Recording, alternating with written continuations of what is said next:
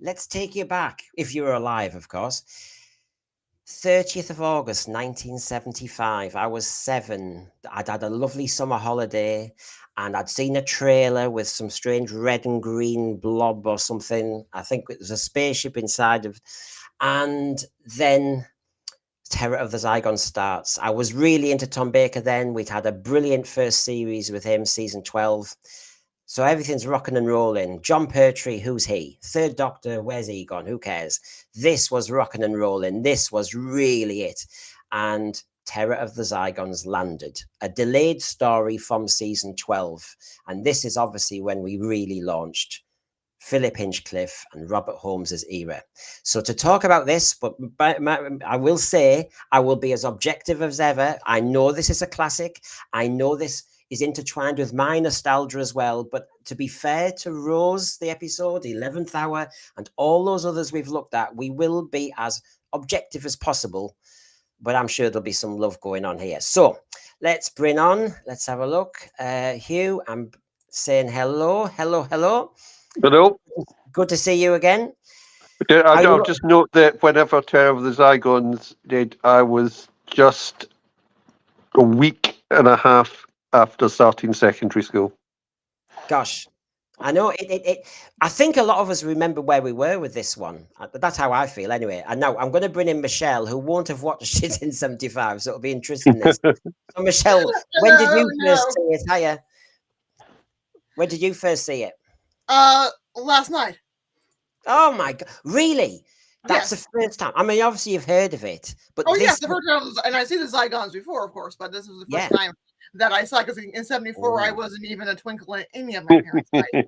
Well, that'll be interesting, folks, because some of us are a little bit long in the tooth, and yes, it's one of those. But oh my God, that'll be interesting. And of course, here he is, and there's Elsie. Hiya, John. Hello, everybody. Well, there was Elsie. Yes, she's done her bit. She's maybe stage struck, you know. Yeah. But she's gone in. She will be back. Oh, here she's back here. Hi, everybody. Hello. Was there? Have you got memories of the first time you saw this? Yeah. Now, Hugh and I are of similar ages, but I wasn't at secondary school then. I don't know. I must have been kept back a year, and I've forgotten. But I was still in primary school. It's the fact that I'm slightly older than you, John, just slightly, and that I was a year ahead of where I should be, because I was enormously intelligent then, and something went wrong. We've always discussed this, Hugh and I. There's about 6 months of age between us, but there's about university was 2 years of a difference. Just the way the cards fell. Yeah, he went up to university at the end of his 5th year, I think. End of my 6th year. John, were you held back? John, were you held back for not shutting up in class? Well, there's another panelist who'll come on in a minute. I'm just pointing out the irony of that comment by shutting up. Right, well, let me just set us up then, first of all. I mean, this was one of those stories, if you had seen it at the time, you seem to have to wait ages for the video to come back and so you can actually see it again. It was one of those. It was really high up in my esteem. But I set the question for this episode and story analysis to say, was it actually, though, deep down, was it style over substance? when you look at actually what happened. Was it mood over method? Was it pizzazz over plot? You know, we all have vivid memories. They're very iconic creatures, are the Zygons. There is a charismatic presence to the Fourth Doctor at this period. There's some great menace there, and there's some spooky and mysterious vibes in the Scottish Highlands. But are we over-egging it? That's what we'll be looking at. Okay? So please, in the thread, tell me exactly... tell me exactly what you thought. I've even got that as well. Right, let's have a look. So I've got the book on the right. I had never saw that one on the left. Doesn't even look as though it's a Target one. But there you go.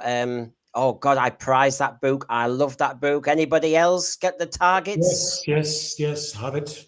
It's up. It's in safekeeping somewhere in the Doctor Who attic. Yeah, the one on the left. I've seen that over the years, but it's like a sort of Japanese. That anime version of Terror of the Zygons, isn't it? It looks a bit. Is that the American cover? Because it looks like the American cover with the Doctor Who. That looks very American at that time period. Right. And Peter Harrington says it's an American version of the book. Yeah, we certainly didn't have it. So Gan, I can see Noel. He's got an email. He will find us in a moment. So. You know that one of the first things I ask about any story and why should we be any different with Terror of the Zygons is the burning issues. And, you know, there may be a week when somebody says, well, are there any? But let's have a look at it. We've got to play flair. We've got to be consistent.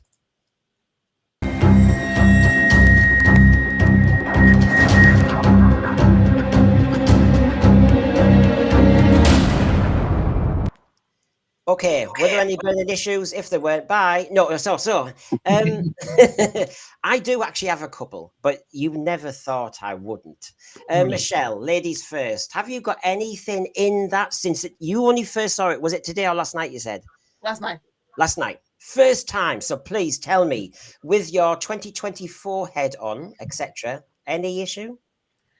I enjoyed it. I thought it was a good story. So I don't really have per se a burning issue, but just kind of commentating that, you know, everyone's upset about possibly the fantasy in this next season coming up. Well, we kind of see the roots of the fantasy era in Terror of the Zygons, because we have the Loch Ness Monster, we have the myth of the Loch Ness Monster, and the idea that it's not a mythical creature, but it's an alien. So we do have some fantasy with the speaking of, you know, the Scottish seventh son of a seventh son having mystical abilities. So we're seeing the beginnings of some of the fantasy. So for those who are arguing that the fantasy had never been part of Doctor Who, we do see it in the classic era also. So this is just a natural progression over time, where maybe one era may be more fantastical versus or horror versus sci-fi or, you know, space opera.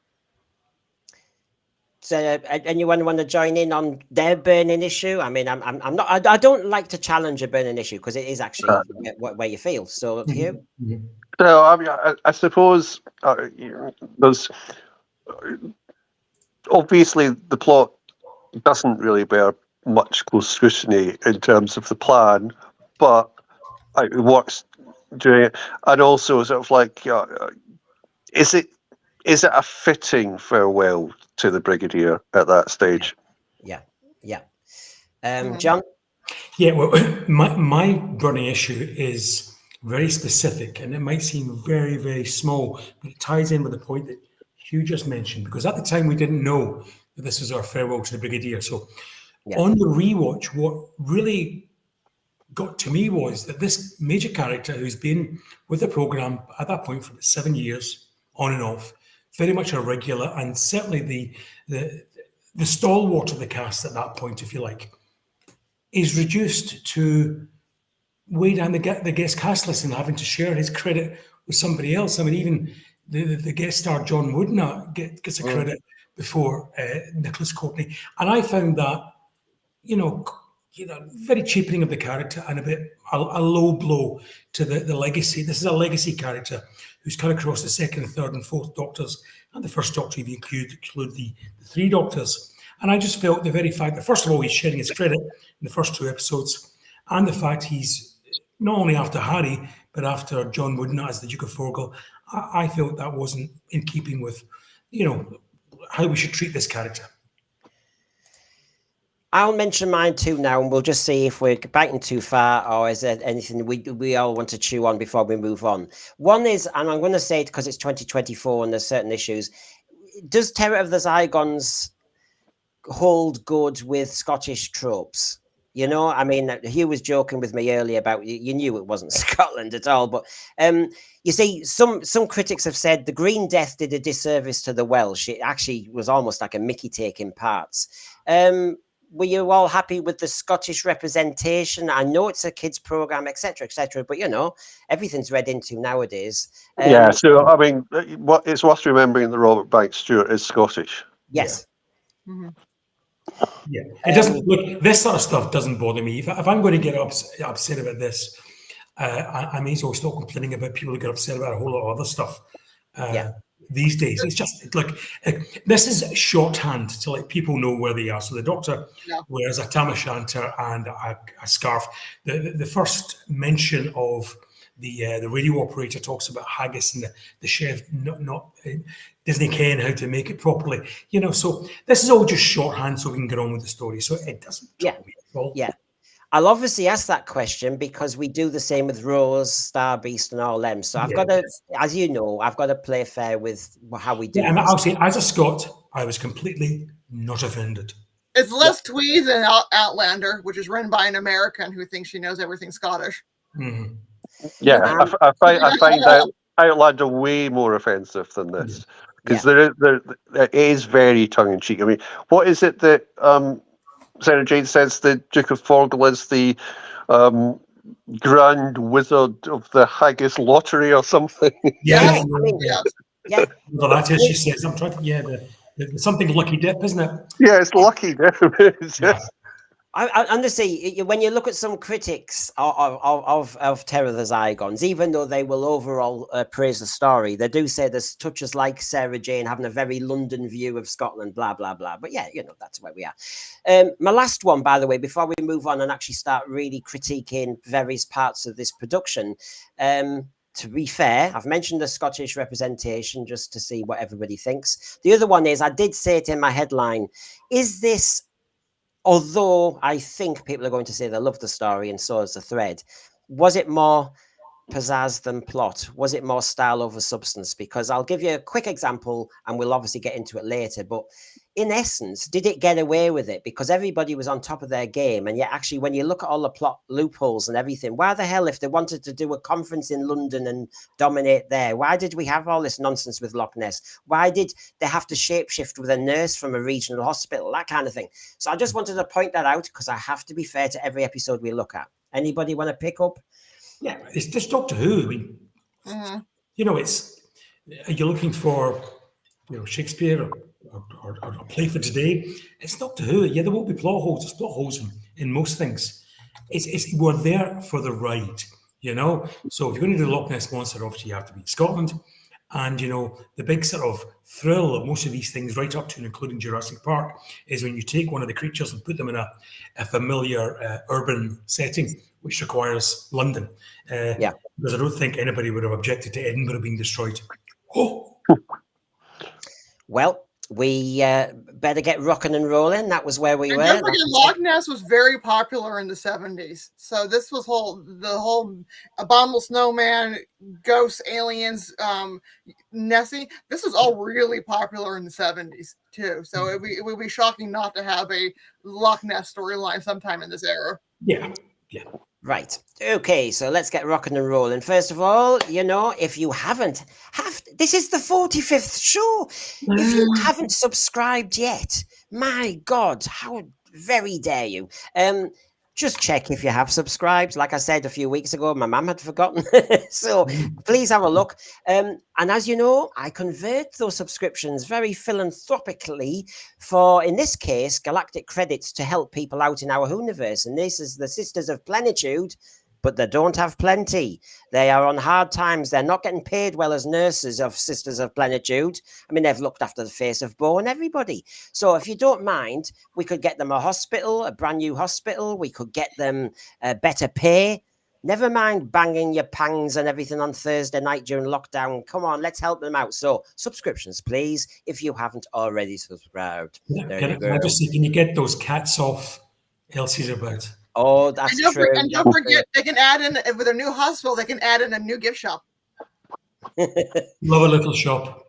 I'm allergic to them. I'm allergic to the cats, I tell you. So, and of course, it makes me think of survival, etc. Right, so, okay. Criteria number 1, people are starting to get used to this now. We just try and be objective. If I'm looking at the latest episode of Doctor Who, say Shooty's Church on Ruby Road, or we're looking at an Unearthly Child, there has to be a kind of common thread. We're not just going to say whether we loved it or not, and there's no argument. We're trying our best.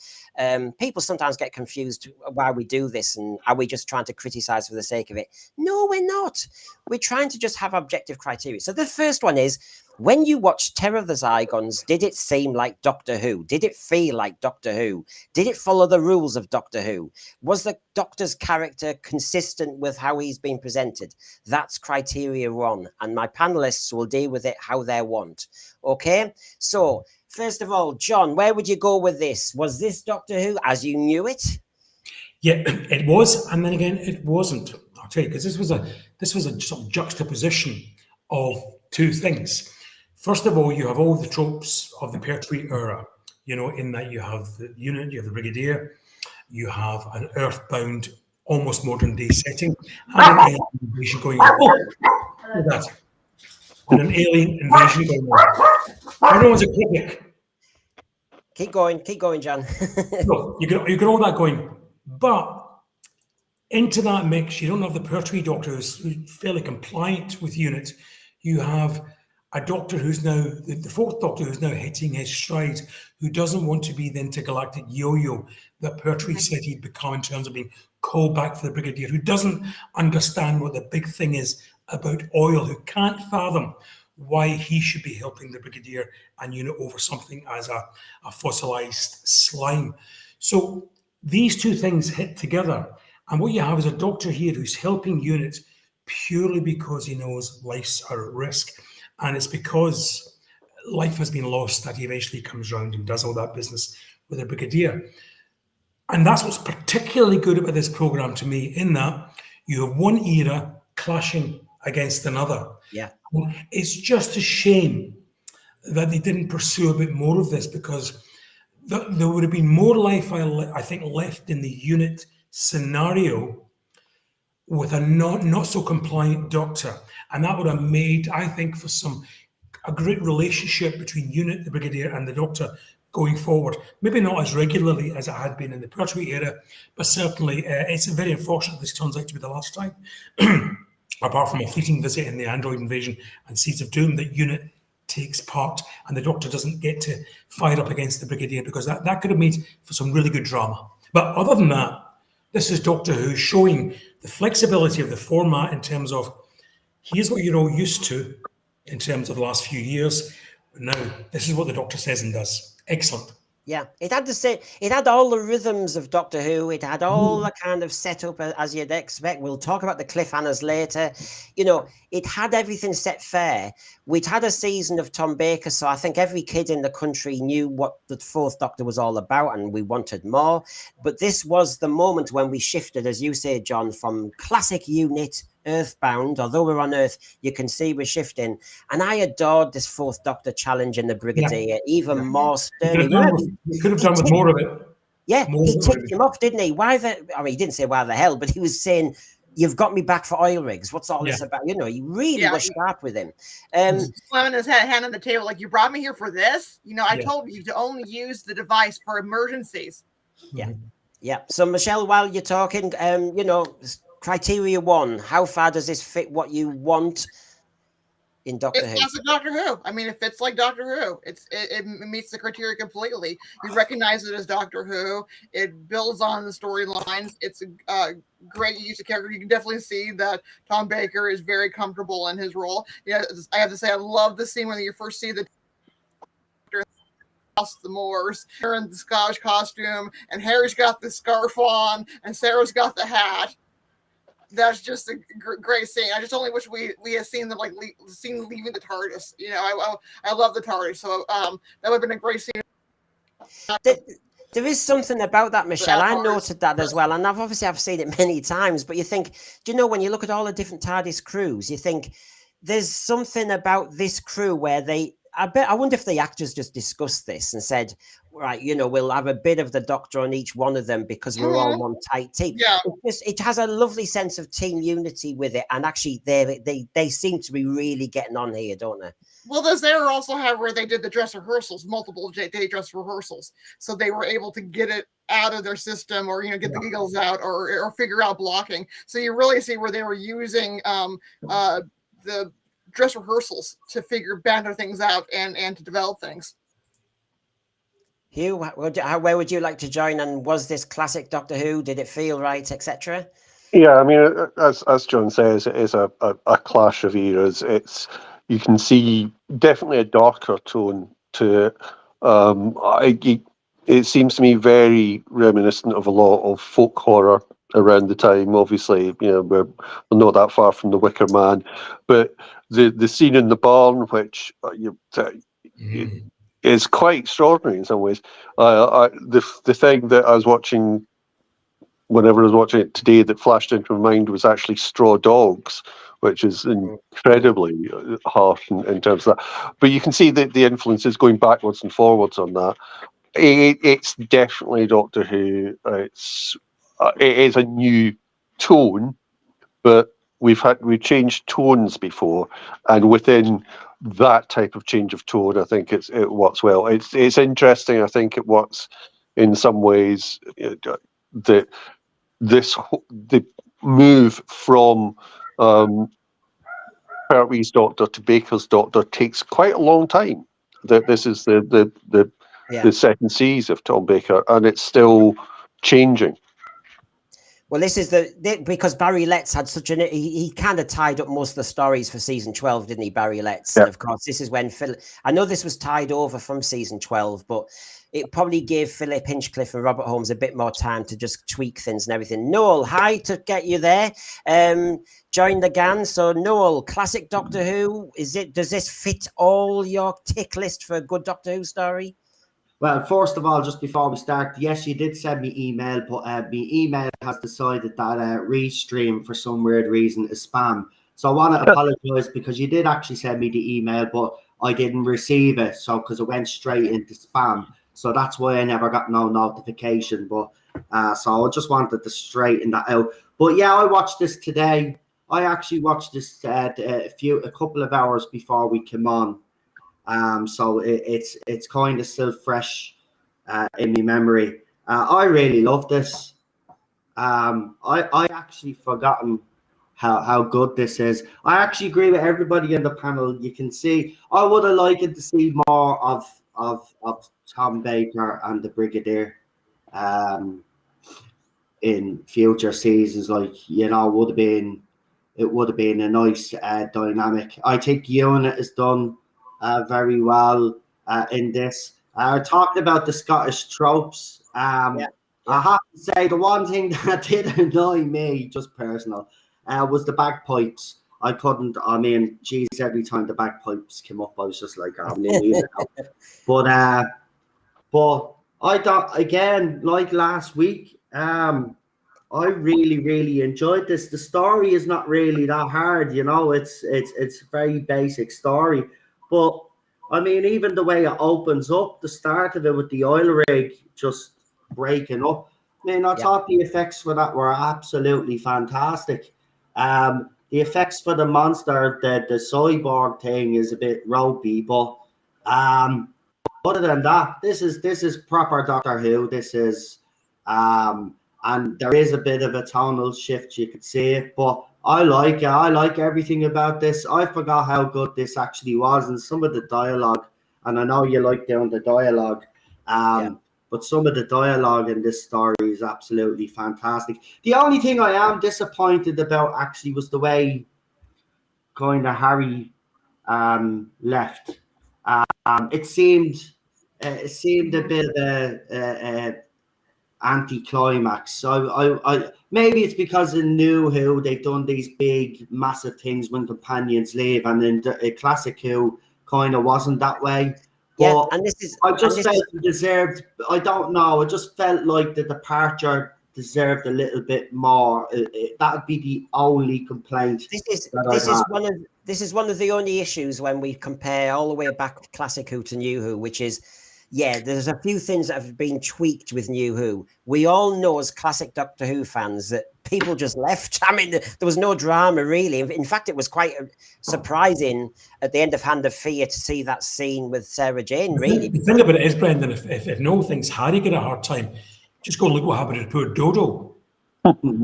Yeah, well, Dodo, Chameleon. I know what you mean. So, sounds as though so far we're going well on this one.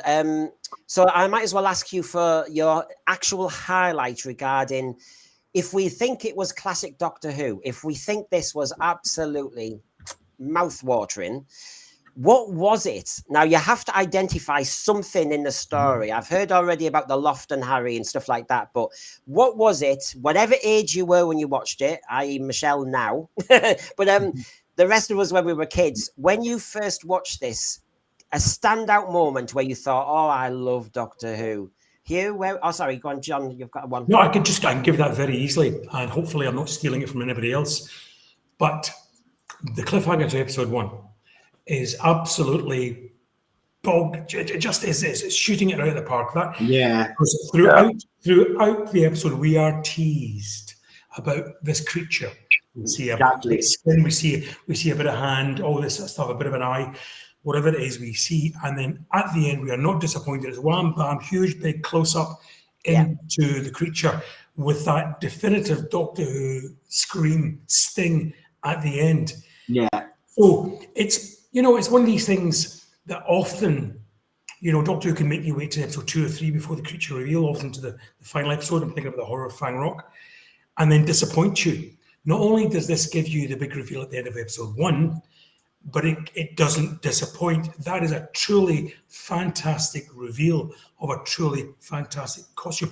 And I think that one of the reasons why the Zygons have become so iconic is down to that episode ending and the way it was directed and played by Douglas Camfield, Elizabeth Sladen, and whichever poor actor was in that costume. Fantastic. Yeah. Well, yeah, It's definitively Doctor Who. Definitively. I mean, what else can you add to that? That is the definitive saying right there. I mean, look at it. It is iconic. It's. Listen, I watched this today, and as I said, even watching the Zygons and just seeing how they were portrayed in the story, that I can imagine, as a kid watching this live when this story was put out, you'd be absolutely terrified looking at these. Absolutely brilliant. I mean, the costume even is brilliant. Well, don't worry. We'll come to costume on Criterion too. So don't worry. No, we'll give you a chance on that one. Just on the overall vibe. I mean, I want to concur, and then I'll come to Hugh on this one. On what element of this just had you mouth watering? I mean, I have to say, and I'll agree with John, and then I'll leave it alone, which is Doctor Who I watched because I needed to be thrilled and scared. Yeah. And although I was now 7, thinking I was a big lad, I actually found this story absolutely in 1, 2, 3 parts freaked me out.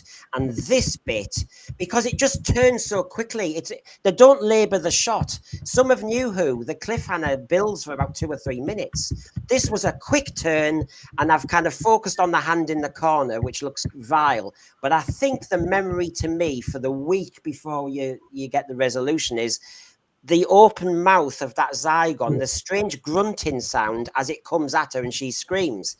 And of course, I wasn't old enough to know the faceless ones and all the rest of it, but there's an element of that kind of, and it was guttural. And so, yeah, I want Doctor Who to scare me, and it did. So, Hugh, where would you like to go? Yeah, so I mean, just to agree with everything that's been said, I think it's fabulous. I think also the dialogue around that scene is really good. So whenever the Doctor is saying to Sarah Jane not to tell people that Harry's recovering, the fact that you've got the tension of what's happened before that, you just some of the cuts and shots that Douglas Camfield does on this make it just go so quickly. And that's extraordinary. So cutting dialogue where one person's saying no to the other person saying no for a different reason. The close-ups that he uses, it's, you know, I do think that as a consistent director, Camfield is the best that Doctor Who's ever had.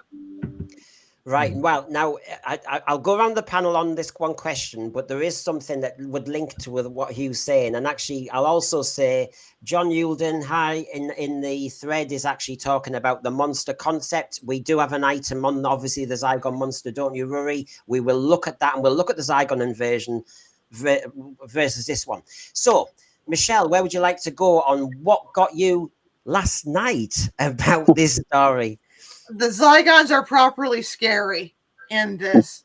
They are freaky. They're nasty little suction cuppy thingies, and they're scary, and they're not turned into a joke like they were in the 50th, where they made jokes about having, you know, thank God the doctor didn't snog one. You know, they are proper monster, proper scary. Just yeah. So, Michelle, let me just ask you in a different way then. Okay, I totally get that, but you've seen photographs of them. You've no doubt seen clips of Terror of the Zygons. So how come they still got you now? Because you actually see him moving, and you see that there's an actor behind them, and all, you know, their little eyes and their whispered little weirdy tones and how they talked and they moved. And, you know, bless whoever had to be in those costumes, because that had to have been a nightmare.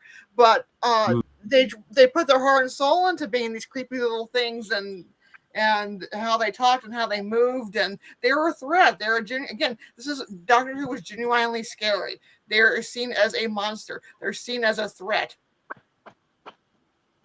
And they are monstrous. Their plan is monstrous as well. Yeah, it's not just their physical appearance is that their plan is you know, awful.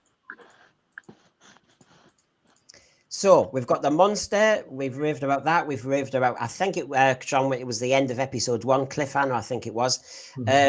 So Hugh, where would you like to go with the standout moment for you as a Who fan? As I say, for me, it's Camfield's direction. Oh, sorry, yeah. So it's and there are so many moments where I think it's. I'm not saying it's obvious that it's Douglas Camfield. So many moments that it's obvious it's a great director. And Noel, you like the story, but what's your standout moment? If you were teaching kids how to write Doctor Who, what's the moment that got you? I mean, I think people have already said it. The direction of this is absolutely fantastic. There's lots of moments in this. I mean, I know we're going to get into a little bit later, but, you know, it's the little details. For example, Harry, you know, the way Harry gets shot, the bullet, it shins his forehead, and he has the scar. Right, but I noticed something, and it's the attention to detail. So for me, that has to be a bit of a standout moment, because you got to think of the era that was in. But then when Harry turns, when he becomes the Zygon, obviously, and then he's running away, the scar is there. So the attention to detail was there, because you know the way when you do some scene in big blockbuster movies, someone might have a scar on their head, and then the next scene the scar is actually gone. But in this, there was attention to detail, little details like that I noticed. So very consistent. But the standout, I like, see again, this is for the second criteria, but the special effects in this are actually pretty decent. I don't know if I watched an updated version of the special effects or whatever it was I watched, but the Zygon seeing that Zygon spaceship come up through the water, I mean, to me is a standout moment. Absolutely brilliant. Absolutely brilliant. So I'm gonna throw you all a curveball now, unlike what we normally do, because this is a classic era, and I think it's important we have new items here and there, just to kind of listen to some of our kind of viewers. So if I just show you this, panelists, and I'm going to really make this hard for you, but it's all for the love of Doctor Who. So here we go. We're going to have our very first debut of the Razon Awards. Okay, so this is our standout from this story. Standout. Now I've picked and I've come up with a few nominations, and it would be preferable if you would pick one of these, but of course you have your own autonomy. You might actually say, Brendan, you've missed a sitter. So here we go. You have got a choice of these and or being awkward.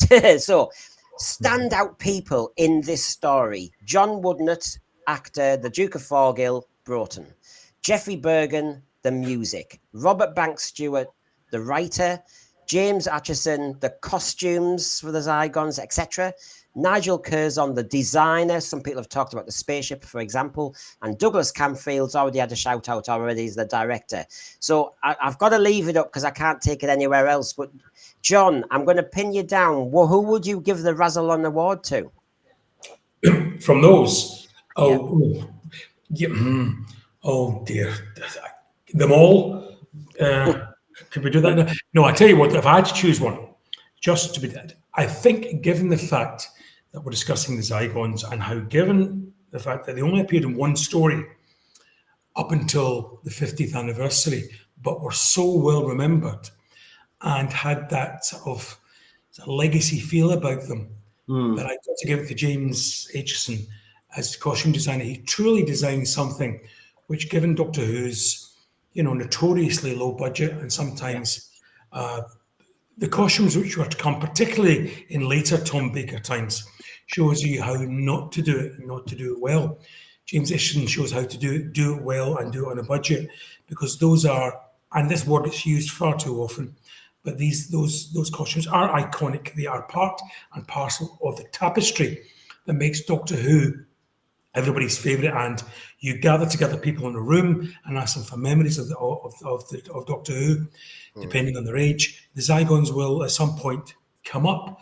And interestingly, I remember an experiment carried out by Doctor Who magazine before the new series appeared, when Terror of the Zygons was shown to these group of children, the Harry Potter generation, they called them, as an example of good Doctor Who, but with no baggage around it as such. And the Zygons were all deemed to be absolutely spot on. So even modern day children, or modern day as they were then, thought that this was a wonderful design. So I'm going to doff my cap, give the award to James Aitchison, however you want to pronounce it, because he produced on a budget one of the defining Doctor Who monsters ever. Yeah, as I used to call them, the spaghetti hula hoop people, spaghetti hoops people, or the hula hoops. It's a bit like the Sontarans were the spud heads, or the potato heads, or the Humpty Dumptys. Doctor Who did this right, so I agree with you on that one. As in, I don't know if I agree with you overall, but you've gone for that one. So, Michelle, if you can see the screen there, who were you going to nominate for the first Razon Award? I am going to go for Jeffrey Bergen. His music was spot on. It was spooky. It had this dark shadows, horror feel. It was atmospheric. He didn't go for the cheap. Yes, we do have the one character playing the bagpipes, but he didn't cheapen it out and do the Scottish. He didn't. He actually went and built a soundtrack that fit the storyline, necessarily versus just going for the location shots. He did something that was atmospheric, and the music of when Sarah Jane is in the library is just spot on. Right, Hugh, I'll put it up again. I mean, we have to agree somehow in a minute, but first of all, I mean, this is incredibly difficult because there's so much. I mean, there are so many good things. So I've obviously talked about Douglas Camfield. I think he's astoundingly good for Doctor Who. I'll put out a call for John Woodnut in this one, because of the fact that he plays Broughton, he plays Duke of Forgill as Broughton, and he plays the Duke of Forgill, and he plays them all slightly differently. Mm-hmm. And sort of like, given what he has to work with, and given the fact that for one of those he is an astoundingly ugly monster, and that's not just because he's a duke in the system of oppression that we have in this country. I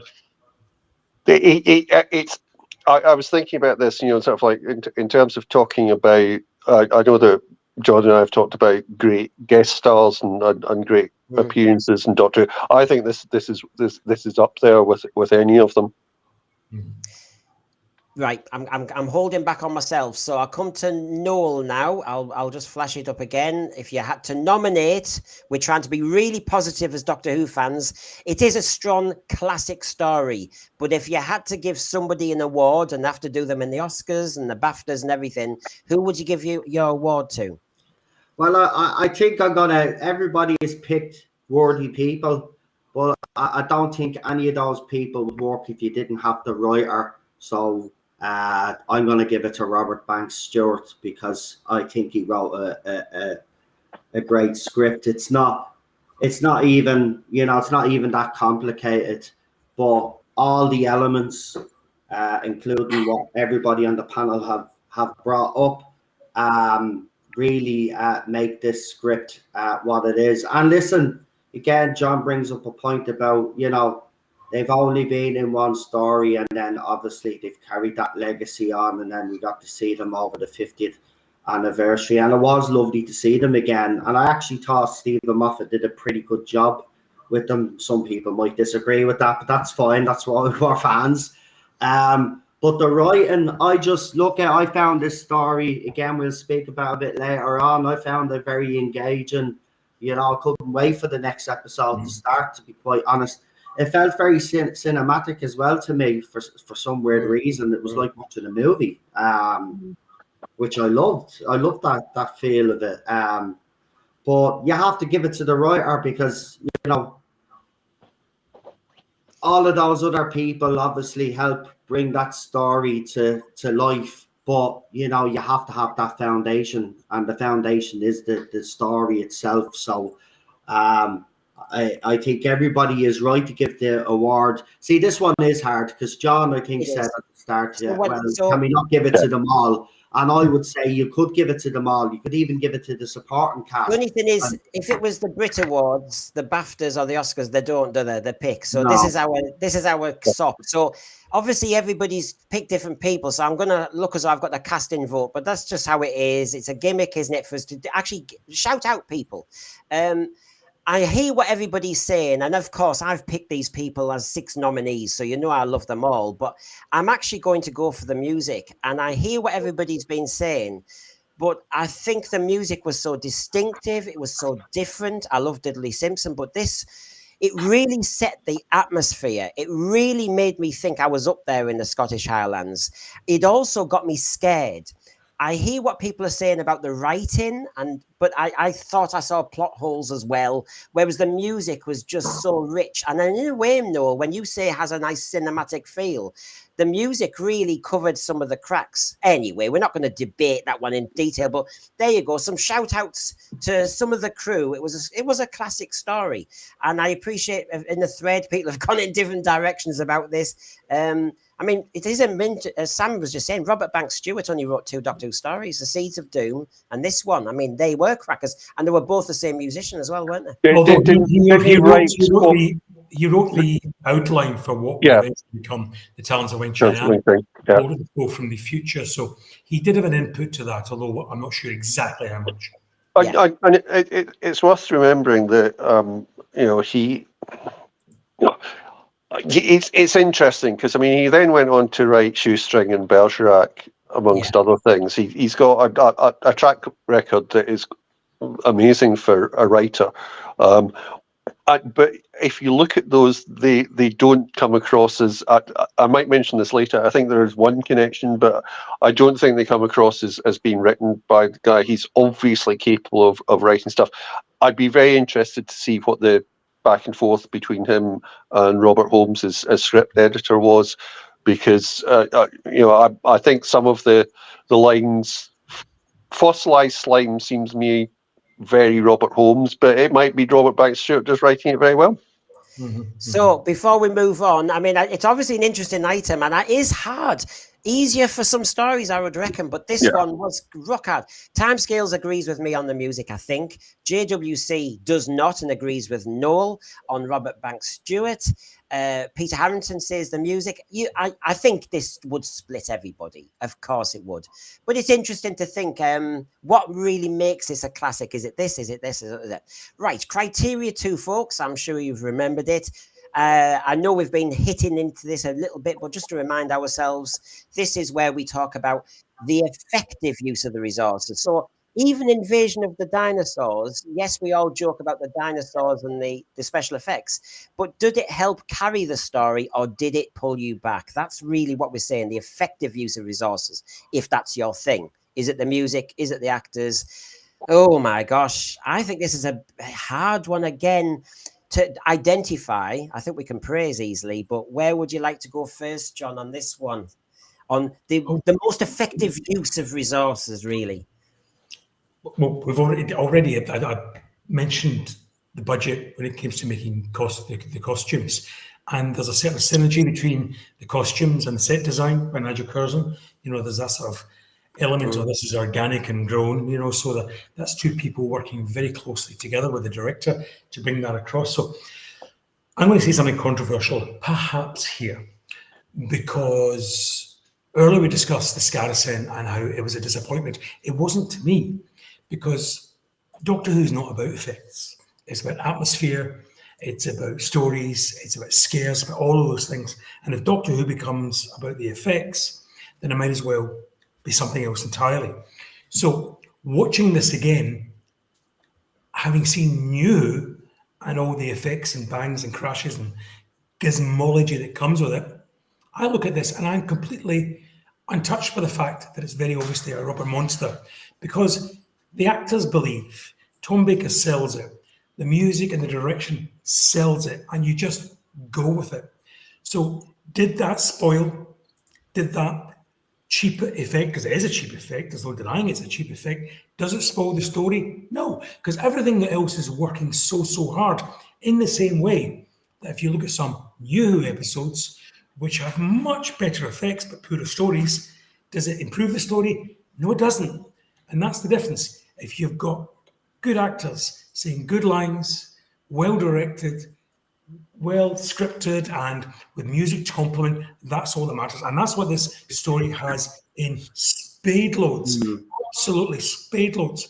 And anybody wishing to capture the essence of Doctor Who would be well minded to watch a story like this, because it just has it in spades. And it's not about. So, John, as a follow-up, it is, and because even when it isn't, and this isn't, it still doesn't ruin it, nor should it. So as a follow-up, John, rather than as we sometimes do this at the end, that's my fault as the chair. But basically, we're talking about criteria 2. You're explaining your judging of this. Therefore, tell us now, where would you go with this? Is this outstanding? Is this good? Where would you go with this? It's absolutely outstanding, because I said before, you have a set designer, a costume designer working very effectively with the director. And that's the thing, you know, and that too often in Doctor Who's, in Classic Who, as it's now called, you look and you can see when they've not been working together. So you have lumbering, silly-looking costumes. I'm looking at you, Warriors of the Deep, brightly lit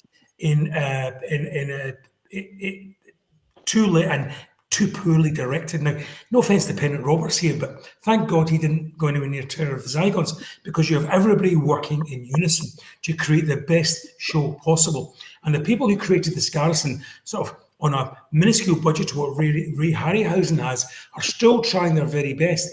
Yes, it doesn't work. Yes, it looks cheap, and yes, it looks nasty. But do the actors and the direction and the music all sell it? Yes, they do. And does it spoil the story? No, it doesn't. So what you have is a team. This is a team all working together to make one bit of classic Doctor Who. So yes, I'm calling it outstanding. And just before I move on, I mean, there's some fantastic comments from the thread. And hello, JWC Reviews. He was watching Terror of the Zygons, if I'm right, last night. And yes, we will on this show. It's all subjectivity while we're trying to be objective. It's a right mess, isn't it? He's gone for the set design was the most innovative thing. It looked fantastic. And inside the Zygon ship, the red glow that constantly illuminated half of humans' faces was effective and alien. Beautifully lit. And I think it may have been before we started the show today. I don't know if it was me and Hugh was saying how that just stood out. And there was earlier in the thread, I apologize if I can't find it now, but somebody was saying this really stood out as maybe the most alien spaceship seen in Doctor Who so far. Maybe because it was just so organic, sublime. But Brendan, can I just to refer it back to the criteria, if I may? Yep. Because all it would have taken is for a lighting designer just to have the lights too high up, the director not to be as, as conscientious as Douglas Camfield was, and that whole effect may well have been ruined. So we are so lucky here. All the parts are there, but they're working together, and that's what makes this so different from many other Doctor Who's, which don't achieve the same thing. And you must take a hats off to Philip Hinchcliffe, because he absolutely made sure that the money was spent up screen where the viewers could see and appreciate it. So you've just mentioned the lighting. That photograph deserves it, because you can see the drapes at the back, so to speak. But actually, in the actual recording, it was much better. Yeah, it was much better. So, Michelle, where would you like to go? Effective use of resources. I know it sounds very clunky, but you can really let rip on various elements that stand out to you or you're critical of. No, I think it was a good use of resources. Everyone says, "Oh, it looks cheap." It doesn't look cheap. You have to understand it was made in the 1970s. It actually looks expensive for this time period. I mean, it does look like the Harryhausen. Harryhausen is an excellent special VFX director. I mean, the Loch Ness Monster, really, they didn't have to add that in. It looks very good. It doesn't look cheap. So I think some of the modern Doctor Who looks cheaper. To be honest, I'm looking at you, Power of the Doctor. So again, I think it was an excellent use of everything. Sets look fantastic, like spooky on the spaceship. Like on the lighting was spooky. The use of the bug through the antler, not the antler, but the mounted head, that was spooky. This is spooky, where it looks like he's being electrocuted, and I think it was a fantastic use of everything. Yeah, I mean, it's almost Claws of Axos, but as a kid, I'd never seen Claws of Axos, and when I look at the two now, I can see that lovely organic feel to it. Yeah, and Claws of Axos is another great story too. Claws of Axos, I imagine the Claws of Axos had a very interesting kind of sound effects in the background of the ship, whereas this, I have to say, the set design, the lighting, and then you had the sound when you touched all those organic kind of levers and everything. Amazing sounds. And yeah, like John says, you've got to have every department running together on it to make it work. And this is one of those that does it. And yes, if the Scarrison stands out for you, as in an awkward bit, it's the same as Carnival of Monsters. I love Carnival of Monsters. It's the same kind of effect there, but it doesn't spoil it. That's not what we come to Doctor Who for, Brendan. We can go elsewhere for that sort of spectacle. Doctor Who's not about spectacle, it's about story and atmosphere. And we get that in spades here. Interestingly, you mentioned Claws of Axos there. I think that is right. It's organic looking, but unlike here, they could have done with turning the lights down just a little bit, because they betray some of its roots somewhat in Claws of Axos. Here, everything is working on top. And just before we move on, I mean, the colour. I mean, Doctor Who's good with the greens and the reds. It does it well. It did it in Pyramids of Mars, that sort of thing. I know it has its own vibe. As JWC Reviews says, I have to say, it was no worse than the Drashigs. I thought the Drashigs was Standout, actually. Was it a fox's skull they used? Terrier, I think it was, yeah. Terrier, yeah, outstanding. So anyway, I lose track of where I am. I definitely haven't asked Noel on Criteria 2. Noel, Criteria 2?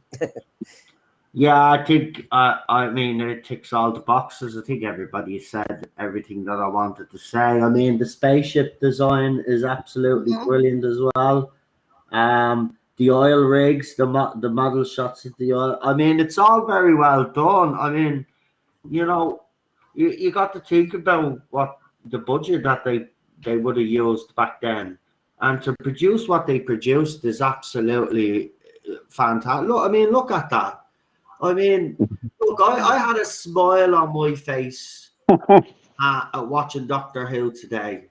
Right, or really, it's been a long time. Seriously, I'm not messing though, but it has been really a long time since I've been able to enjoy Doctor Who, right? And this, I just love everything about. there's nothing that I can even criticize. I mean, I did say at the start, yeah, the old Loch Ness monster or whatever, the cyborg thing looked a bit ropey. But I mean, that's to be expected in the 1970s. Like, so I can't even criticize that because it's still like, I mean, when the Zygons are looking on the screen and the big monster thing comes across the screen, like, it looks deadly, like it does. And if you're a kid watching that back then, you're scared out of your wits watching that. Look, and I tell you what, it meets and you asked John, you skipped and you asked John, do you think this is outstanding? I'm going to say it as well. This is outstanding. Everything just came together in a perfect storm, and this story was just created out of it, and it just, every single person that worked on it behind the scenes to in front of the camera deserves a huge amount of credit. Seriously, I mean, and I agree. This is the story that people need to be watching. If you want to watch Doctor Who, I agree with John. This is a story that I tell people to definitely watch. And if you look, if you honestly look at there, you see, we've played with this criteria before, but look at it. Visual effects. Well, it depends which part you choose. For example, I mean, I've seen in the thread people saying the spaceship explosion, the spaceship underwater. You know, there was some good stuff there. The direction, Douglas Camfield is shouted out many times for lots of this. But the music. The music we've mentioned, the set design, of course, we've said how that organic. This one is hitting every one of them. Yeah. Normally, I'm being very fair to the panelists. Yeah, just to pick up, Brendan, that last one for actors, it's a brilliant supporting cast. Yeah. Absolutely superb. And they're playing. So from Angus Lenny doing this slightly comic impression, but very nicely done. And Lilius there is just, it's just brilliant. It's a brilliant piece of casting. Two different sides of themselves, because when the nurse is scary, but when she comes back to her real self, you see her, she's probably a really nice woman. So you're seeing her coming up, going, "What happened?" And even the Lord, he's being all spooky and stuck up. He's really helpful. The Gilly, he's not this murderous guy. He's like, okay, what can I do? Tell me. Okay, I'm going to break the control. And this is what I mean. I think this is the first, and in the reviews we've done, I don't know what the panel thinks, but I think this is the first time, and we have given an outstanding before, where I actually think, oh my God, every tick box that we've included for criteria 2, they are singing. Absolutely singing, because as you've just said about the nurse there, the caber, John Woodner, you've picked, Douglas Camfield has picked the right people with the right look, with the right voice. It just sings. And then on top of that, obviously Tom Baker, chosen by Barry Letts, is now really starting to get into his stride. His working relationship with Sarah is just. Oh, Tom Baker is loving this. Yeah. Tom Baker is absolutely having a blast in this story. I mean, you can tell. You can even tell that the rest of the cast are loving this story. Do you know what?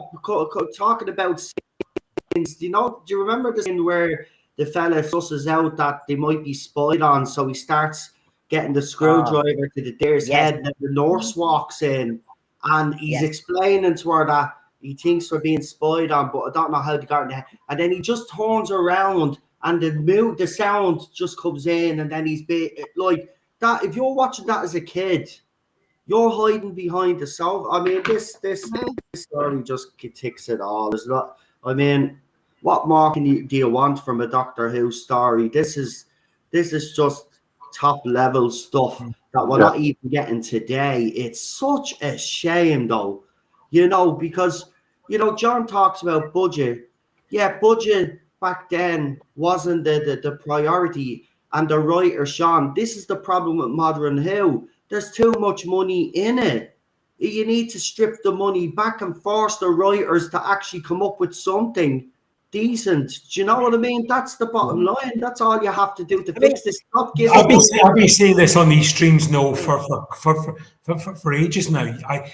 We talked about lazy writing, and I think when writers have to write to spectacle, when we're talking, we need an effect here, so right towards the effect. not only does it encourage the story not to flow perhaps as well as it should do, it's also encouraging them not to use their imagination. One of the great things about proper Doctor Who, and I don't want to sound like an old so-and-so who shouldn't, keep his mouth shut because the past is the past and there's nothing wrong with it, with the present. But what was right about old Doctor Who was that writers really had to stretch themselves. Yeah. Directors, set designers, they were working so much on a shoestring that their imaginations had to expand, and that's why you end up sometimes with gold with this. Nowadays, while big budgets are fantastic, albeit millions from Disney, I just think it encourages this notion that Doctor Who is about spectacle. You can get spectacle anywhere, on movies, in streaming, whatever. Doctor Who should be about scares and atmosphere and good stories, and that's exactly what this is. And this is as ideal as ever example you ever get of how to do Doctor Who properly. Can I pick up in terms of the new stuff and then a comment on budget? The new stuff, I think, an example of where it works and where it's done well and where you're not writing to effect is Blink, because you have a scary monster and they're statues. They don't even have to move. Absolutely. That's clever. That's doing this type of thing. It's making the monster scary because it's not being overdone. Yeah. But one word on budget here, that sort of, in terms of it not stretching to going to Scotland. As I was saying, sort of like prior to we started, Brendan, as someone who obviously knew that wasn't Scotland, it doesn't matter. It's not important. It doesn't have to be there. The fact that they're in a village that looks something is fine, and that's all you need to do. And there is no need to spend the money on that. If the money saved on not going to Scotland made the Zygons look better, then that's good spending. Yeah, absolutely. Can I just and just to bring Michelle in, I just want to agree with Crimpling. That's why I put this shot up, because it's not the big money shot, so to speak, but oh my God, this, I think a shot like this was in the trailer as well. But basically, being spied on is classic ghost story behavior. Yeah. You said at the very start, Michelle, about, they had a fantasy element, bit like the new series. And this is not big budget, but the whole idea of being spied on, and you can hear the sound effects of inside a spaceship. You might see a hand. Classic Doctor Who. You don't do the big reveal. It scares the absolute, pants off you. And that's what Doctor Who is. Michelle, what were you going to say about this? The humor in here works, because that was my problem with the 11th Hour. Because of anytime we have in modern Who is let's do a humor. Okay, let's do a sex joke. We had humor in here that fit the character, fit what was going on, and it was genuinely funny.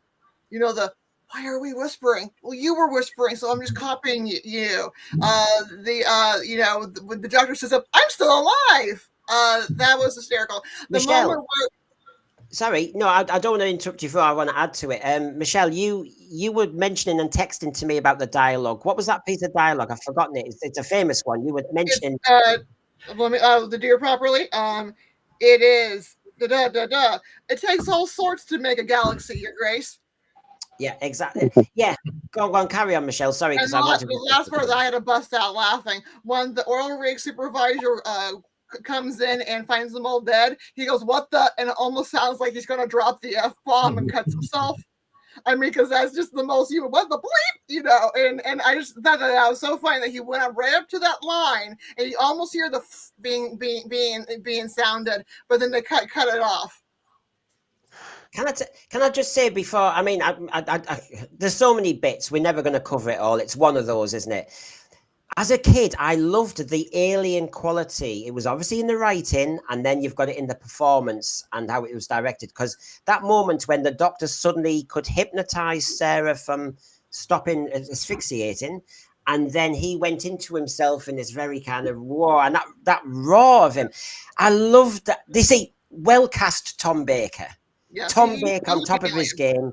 You're writing material that other actors would struggle to deliver because this is all out there.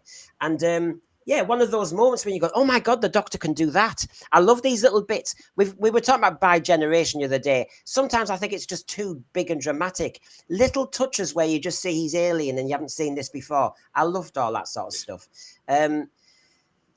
So have I've got to be honest. Have I missed anyone else? Just to pick up on the whole thing about being spied on that you put up.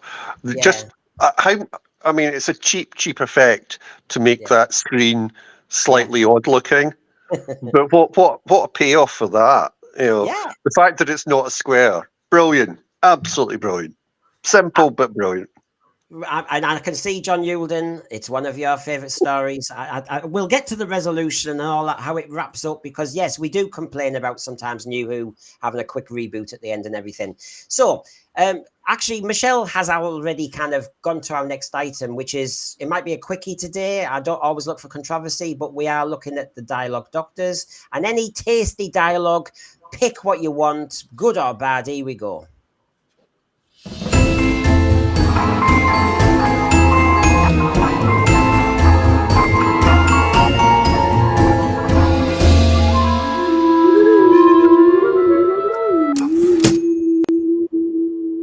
I mean, Noel, you'll have his, I mean, all this copy. I mean, he does his own thing. Then. So, I would never. I do love the music, so I kind of do. It's a good job since I bloody pay for it. Right? Okay. So, so here's just a few tasters. It's very different from how I've done dialogue doctors before, because normally I'm picking at something. But please, obviously, that's not leading the panel. Oil and emergency heart, it's about time you realise that reliance on a chemical slime just doesn't make sense. It suddenly came at us and smashed the rig to pieces. You have to come out on the balcony and wave a tentacle, if you'll pardon the expression. I like the fact that the Tom Baker, the doctor, is taking the mick. I love the fact that, you know, I mean, it's just, I don't know where to start. One thing I did want to say is, what was the message? Have I missed something? The message seemed to be the Zygons were knocking down the oil rigs, and then they were going to go to an energy conference in London, and, you know, they needed to, I think, boil the planet a little bit more to get Zygon refugees on it.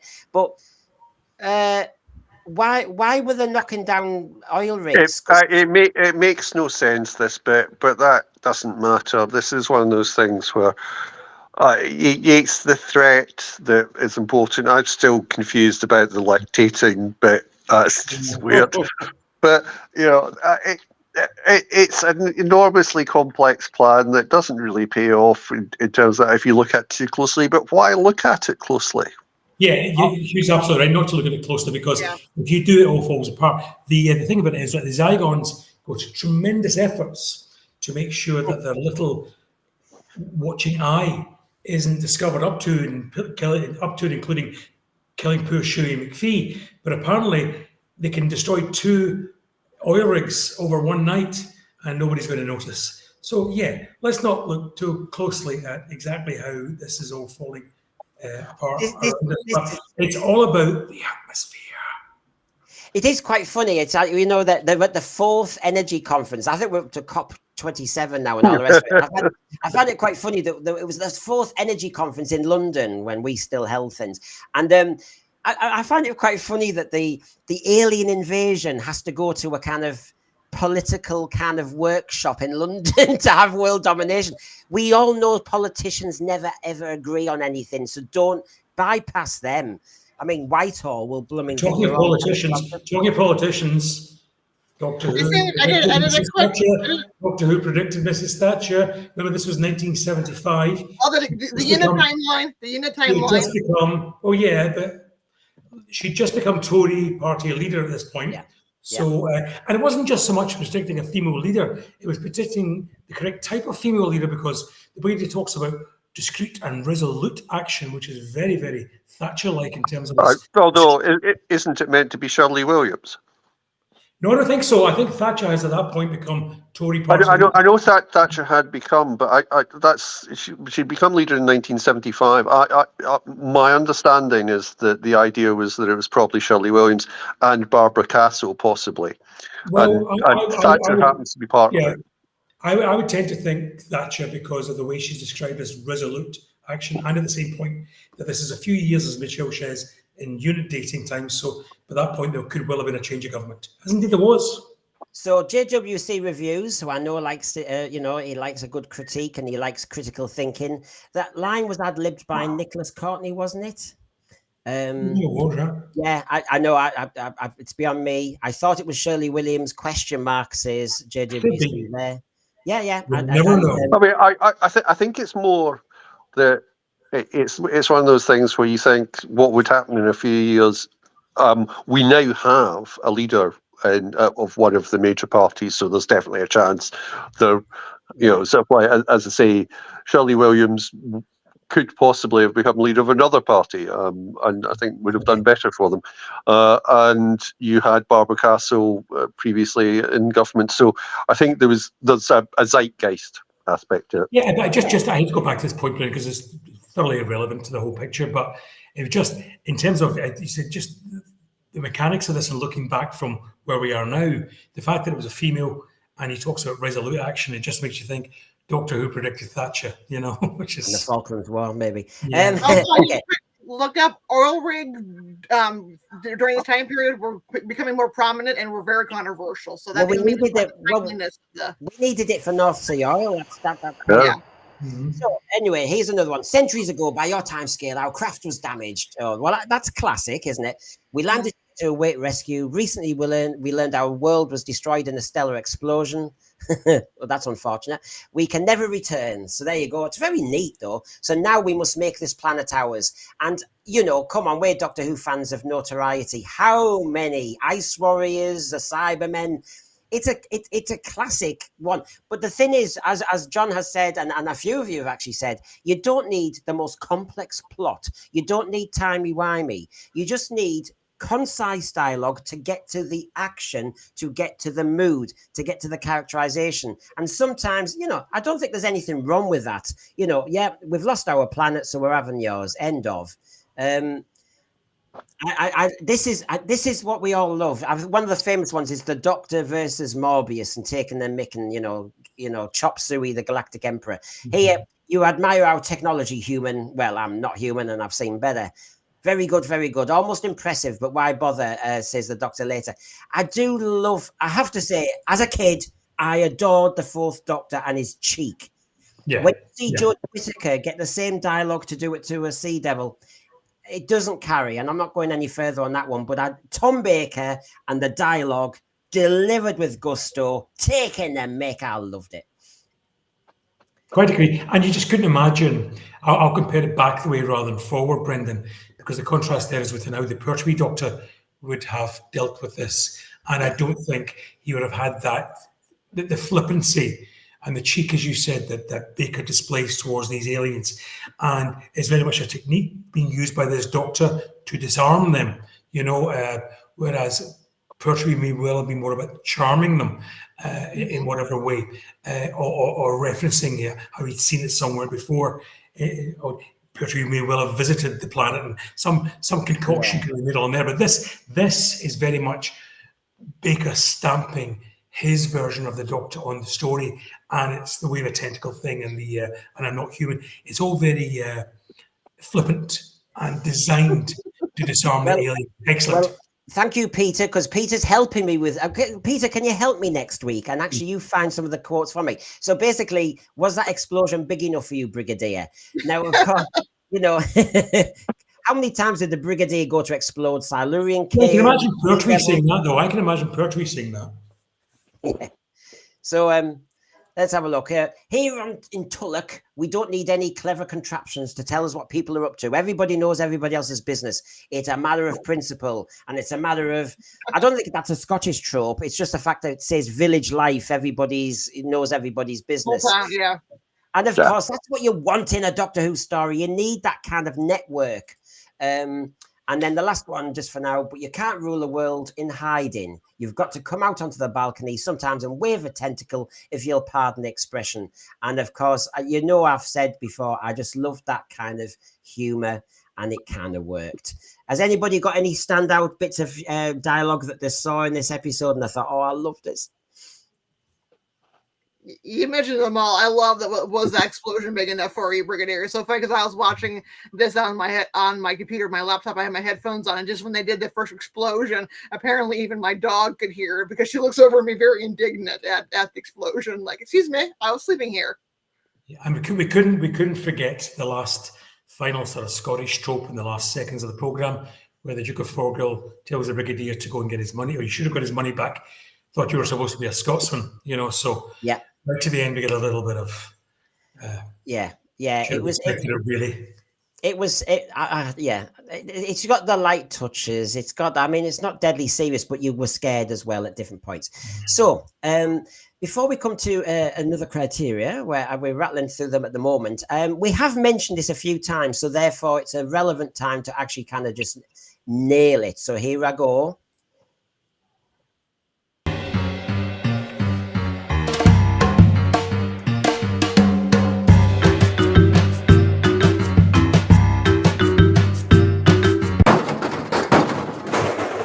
I'm going to keep you in shot next time. Yeah, I think that works because you can see.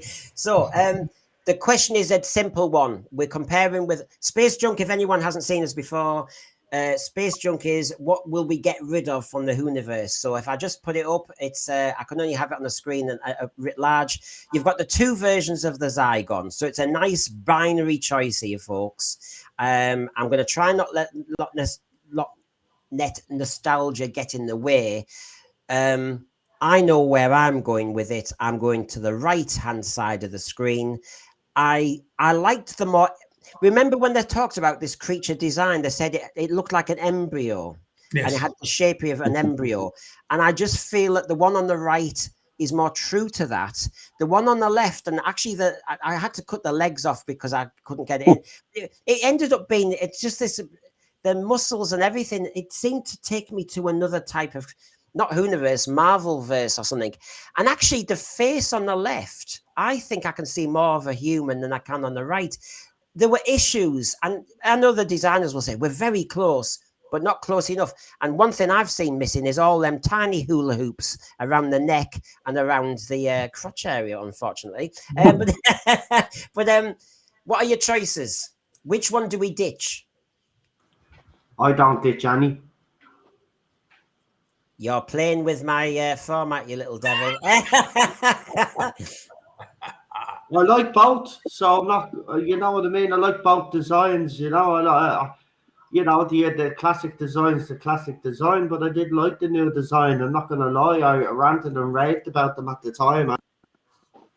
You know, I'd be lying if I said now that I didn't like them. So I like them both equally. Yeah, no, I'm not sitting on the fence. It's the truth. I like both equally.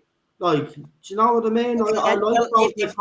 I thought Jordan did when we got to see them again. They were still as sinister. I think they were pretty much nailed on.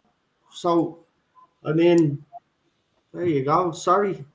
Well, no, it's all right. I mean, as you know, most of these items are just jokey items in still-in comment. So, Hugh, where would you go with this one? I mean, really, I'm looking at the design, and well, you've heard my opinion. I won't repeat it. Hugh? I mean, I think the thing is that the second one is just a more or less a copy of the first one. It's not bad. It's not, but I'm going to keep the first one because someone had to come up with that. And that's it. And it's simply the fact that that's the design that actually happens. After that, it's a copy, and that's fair enough. And I think Noel's right that it's a perfectly fine copy for what it is, but I'll go with the original. Okay, I'll move over to you, John. I'm going to say something slightly different. I agree with Noel, they're both not like me. I agree with Noel, they're both excellent. The original, though, is better. And I'll tell you why I think ultimately is better, because unlike the new costumes, you have John Woodnot's in that costume. He's delivering the performance through that costume.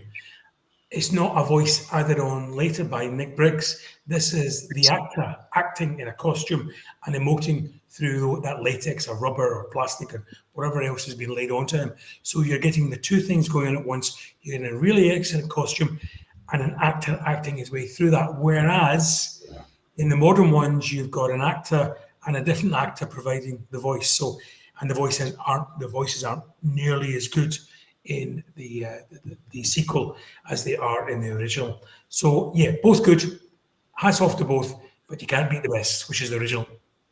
And as Peter Harrington says, they did. It's like everything in Doctor Who, and we've got different points coming on that, you know, they have to change with the times. I think JWC was saying that it wouldn't have translated well in New Who, but he would keep the classic design. Peter here, they added poison, snake venom, didn't they, with the new version?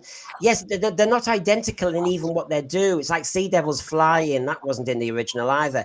And I think the issue is, I'm not being, you know, awkward about this. I think sometimes, why can't we just stick with actually the design of the original? If it's collapsed, yeah, you have to remold. We know that from character options even. Yeah, Joe WC, it's like the Silurians. The original was better, more alien. New Who Silurians look too human. I totally agree. That's one redesign that went way off piste. So, Michelle. Something less is more. I'll go for the original. The emotion that there's a person under it, there's a consciousness under it. You get this menace and versus something that's going, you know. I will go with the original. Okay, which you've only just seen again last night. So, but I can see what you mean, because you're saying that you've seen photographs, you've maybe seen clips, but to see them all in action and with all the mood and everything, they become very alive. Okay. It's interesting in terms of what John was saying about the actors, because, you know, it's very difficult, I think, for an actor under that amount of makeup in order to actually make it a character. And obviously, you know, the one that you might slip back to in terms of that is Bernard Bresslaw as an Ice Warrior, who acts through the costume brilliantly. Yes, very much so. Yeah, and look, as a kid, I impersonate the lines from Terror of the Zygons. When I was a kid, Doctor, you shall die for this. It was even used in Logopolis as one of the clips at the end. So, you know, it's so distinctive, very distinctive voice, very distinctive delivery. And to be honest, all that material on him, and he still kind of had menace. Now, I just want to kind of say before we go to Criteria 3, I was saying we were going to help the Sisters of Plenitude with our subscriptions. Have you checked? Have you had a little look? Have you looked in your back pocket? Did you subscribe? We're trying to target 250, if you do not mind. So, Criteria 3, here we go, folks. Did it... Do I have to ask this question? Do you know, this is one of the first times I feel as though I'm just in a kind of echo chamber. Engagement of audience. Did it have the right vibe, genre, mood, plot, resolution? You know, one of our critiques sometimes of New Who is the resolution. John Yulden was talking about it a bit earlier. So where would you go with this one, Hugh? Right. So in one way, I think that, as we've covered slightly earlier, this is possibly the weakest one because the plot doesn't really bear looking at. I think the resolution feels a bit odd, but one of the things about it, watching it today, is that jump from what is folk horror and the setting in a village to suddenly coming into London pulls it into the Brigadier's world, pulls it into a political world, and I think then works better in order to do the farewell. Although, I think sort of like the farewell, the Brigadier, the farewell to Harry is a bit perfunctory, but that's only with hindsight, perhaps. So I think there are gaps there, but I honestly, I can't care. I can't make myself care about it. It's not important. As you know, we try and be objective, but sometimes, you know, you're carried. Michelle. I think so the resolution was rushed at the end. In many ways, it felt like a season finale versus a series premiere, and maybe that's because it was hung over from the last season. But again, sometimes you can't always stick the landing, but we'll forgive it because everything else was wonderful. And so on this one, I am just going to just kind of ignore it and pass it over. That it was just such an enjoyable story, and again, we're used to the big dramatic goodbyes, and it's nice to see just the companions like, okay, I've had a great time, thanks for it, but I want to stay in my world.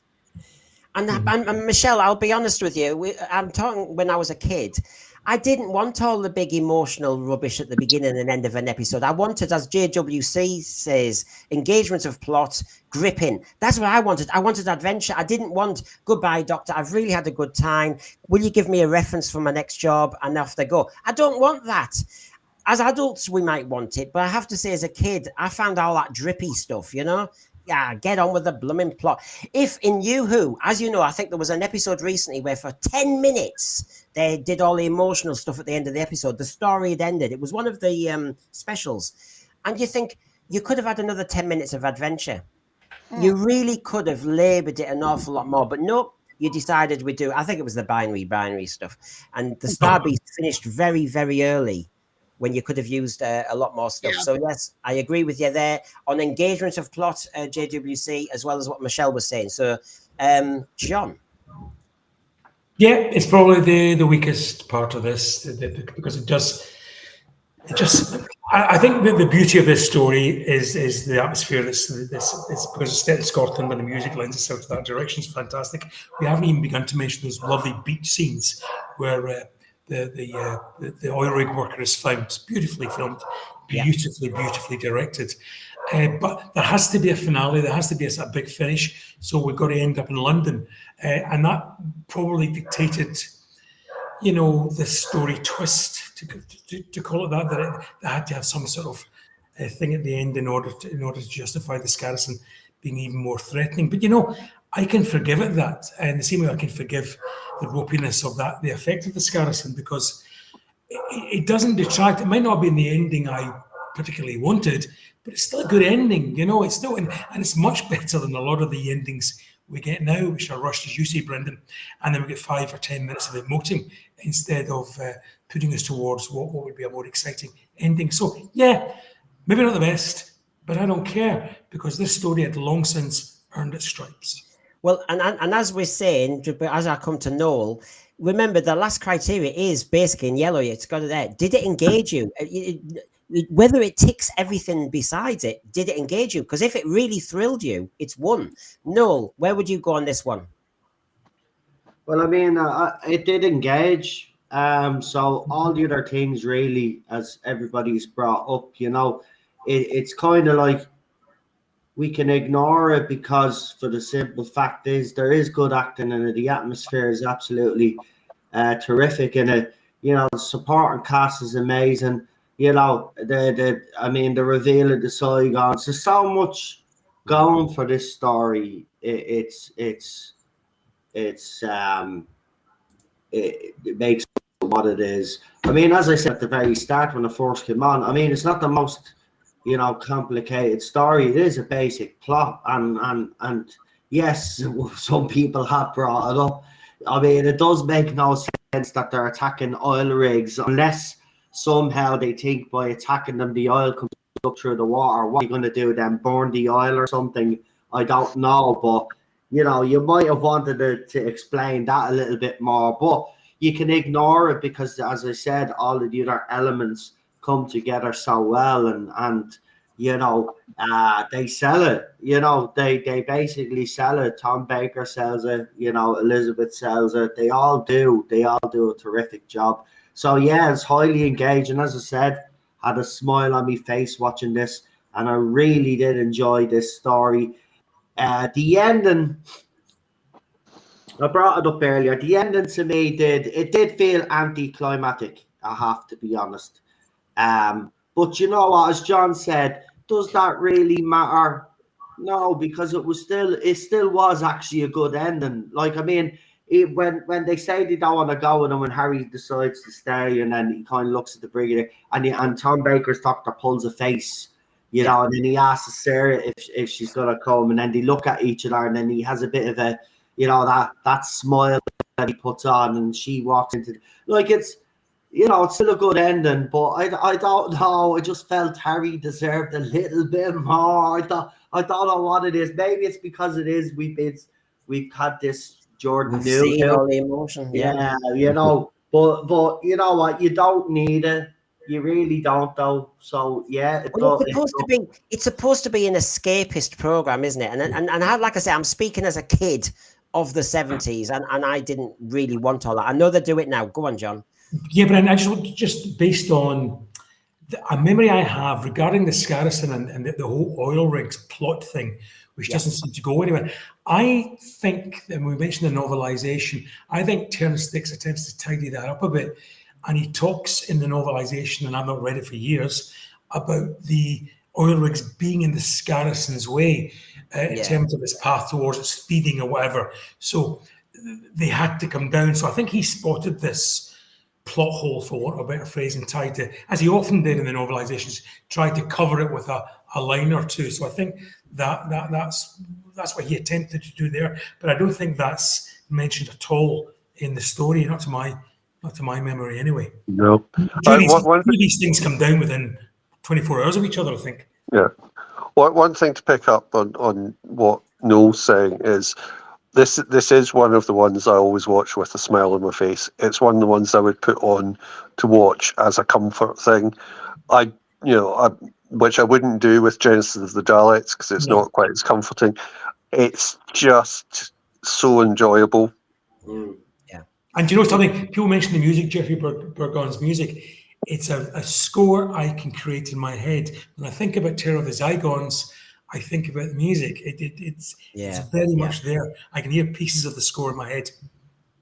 It's interesting because he didn't, as far as I could see, I'd look at his credits. He hadn't really done that much up till then. So he'd worked on a couple of things. He'd worked on an M.R. James, which you can see or hear rather, but it's not as if he came in with a huge amount of experience. And to an extent, that's true of Philip Hinchliffe as well, who isn't walking in with a huge amount of back production. So I don't know